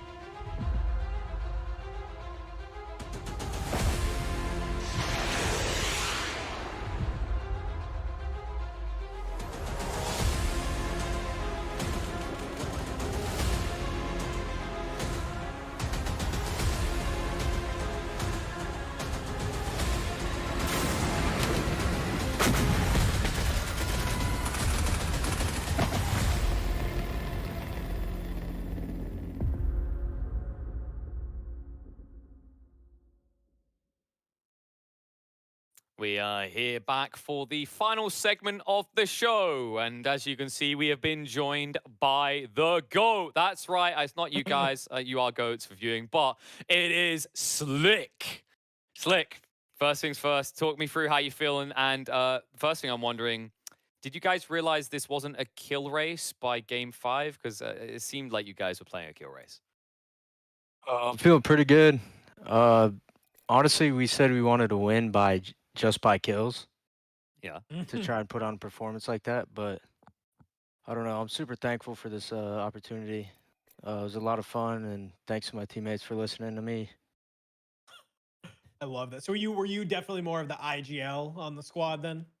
Yeah, I've been playing this game like since it came out, and I'm pred right now, top 332 in the world. Wow. So God dang. I have a lot of game knowledge, and my teammates believed in me, so that's what led us to the victory, honestly. All right. Yeah. Slick. Talk me through, there was a moment in one of the games, I believe it was West of Cascade, where one of you gets dropped, you're playing low ground versus high ground, you come in with a flank attack, you take them out one by one. Was there a moment of miscommunication? Did they maybe not listen to you at all? Or was it just simply they were all following Q, but you got ambushed unexpectedly? Was that when I got knocked? No, that was when you cleaned up. The vault, you came up with the vault gun. Yeah, you flanked right, you came up top, and you went one after the other and took them all out. Yeah, I mean, honestly, I calmed them to come with me, and we were going to all swing, triple swing together, but sometimes miscommunication happens. But, I mean, it kind of distracted the other team, so I could just get in there and then just knock them, you know? So it worked out in the end. Heck yeah. And one thing I just want to, we've obviously, Newcastle, new legend being added to the roster recently, and your squad running it, finding a lot of success with it, as obviously you're a highly competitive player. You're up there. You're very skilled. Talk to me a little bit about Newcastle. I think it might see some more, kind of play in the competitive meta as it kind of moves forward. Did you attribute a lot of your success today to that? Talk me through it. Honestly, like I told Jinx to play either 𝙎𝙧𝙧 or Blood, and I was gonna play Horizon because I'm more of like an aggressive character, but he really wanted to stick with Newcastle. So I was like, all right, go ahead. And honestly, it helped us a lot every single game. Like the Newcastle helped us push into buildings or get out of like sticky situations, So it came in clutch. Yeah, it definitely feels like it paid off. One thing I was kind of curious about, I feel like we didn't see any Maggies coming out, which would be like a brilliant counter. We didn't really see any Gibbies either. We kind of surprised that those heroes aren't still there. Obviously, a lot of them have fallen off in terms of popularity, but with the mixed skill level, I feel like there's still a lot of people that rate heroes like Gibraltar really highly. Yeah, for sure. I think Gibraltar is really strong, and so is Newcastle. Like, just to, avoid off third parties or hold a building down with a Gibby ult. Like, if someone's pushing you on the roof or something, push people out of positioning is key. And someone I just want to kind of get your feel on, these tournaments that you mentioned, you love the fact you got to participate, you had a lot of fun. These type of events, there's a mix of skills. Like, I'm kind of curious. I mean, I don't want to put Veteran TV or Regiment on the spot, but would you like to see these type of tournaments kind of lead into maybe a collection of all the top performing teams, maybe down the line? Get to return against Regiment's own teams, Veteran TV's own teams, kind of maybe play off against a higher skill level. And if you were there, would you play the game very differently to how you did today? No, I would still play super aggressive. But that's why I love this game, because the skill gaps. It's like the skill levels between players is crazy, and it can just I don't know how to explain it. You can improve your skill better and better by playing. I get you. But yeah, if it was if we got all the top performers, I'd still play super aggressive, because that's just love that. That's just how I play. I'm an Apex Predator, you know, the only one in Regiment probably. That's a flex right there. Oh man. I mean, I think they maybe got a few in there, but yeah, you definitely impressed us here. I think like I like that idea as well. That I think there's a lot of heroes that allow you to play more aggressive. Something I love about Apex Legends is a more aggressive game that kind of allows that play style. But I think what we'll do now is we'll kind of get your round out thoughts. You know, like what was your take on this tournament? Obviously, very fun, very comfortable, very cruise mode. Are you hoping to see more of these coming out of Regiment and Vet Gaming, or are you like, you know, maybe you want to just go and take on some more Preds only? No, 100%. I mean, it was we almost doubled second place, so I don't know. Maybe the next tournaments they should make it like maybe like one Pred master per team. Like make it like I don't know, pretty fair. You know, that would I like that. That's that cool. would make it better. You know. And then you know what you do? You make it interesting. You have the lowest ranked people, like they're the captains. Yeah, I like that. Yeah, right. That would not work. Do you guys have like a video of the whole thing that I can watch? Is there gonna be a VOD on Twitch? Or There should be a VOD, yes. I believe. Yeah, there should be a VOD on the Twitch side. We'll see if they're going to put some together. You know, I'm sure there's going to be plenty of little highlight pieces that you can use to flex in that, as well as your teammates. But yeah, I appreciate you guys being casters and being here and doing this. We appreciate you. You made it fun. Everyone involved made it fun. It was a glorious experience. But once again, congratulations. Anything you want to say to round out this interview? Just shout out to my wife for supporting me and watching the whole thing. And thank you guys for doing this. Yeah. I'll definitely be at the next one. Playing. For sure. All right. Well, thank you, Slick. We'll let you go celebrate, and then you can go give your wife an appreciative kiss and a thank you. Peace and love, guys. Peace and love, dude. Oh man, I love that actually. The wife detail at the end actually is like that little tit to your eye, man. Yeah. Like the unsung heroes.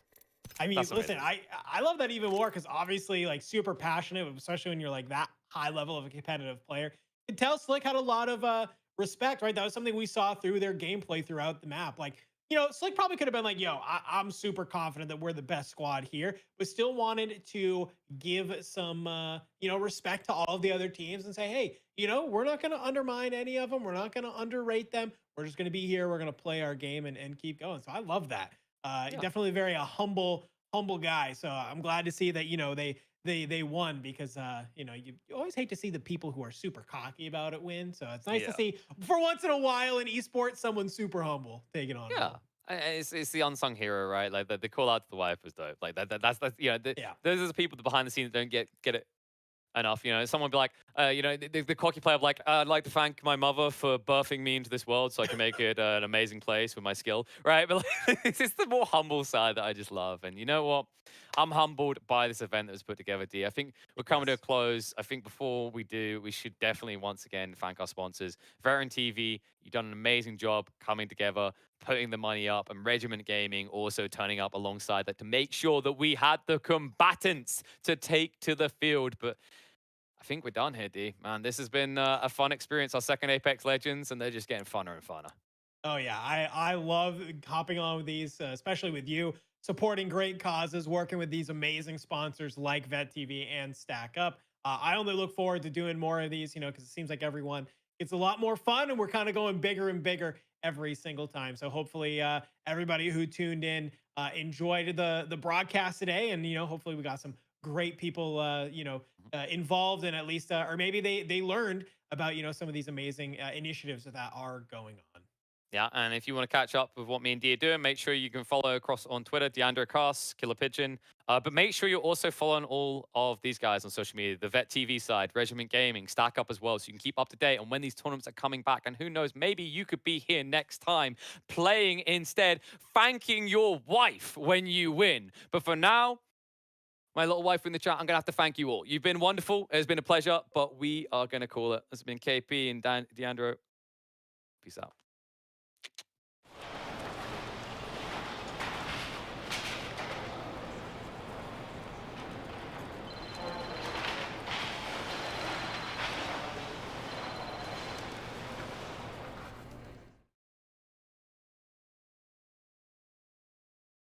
Take the vest off.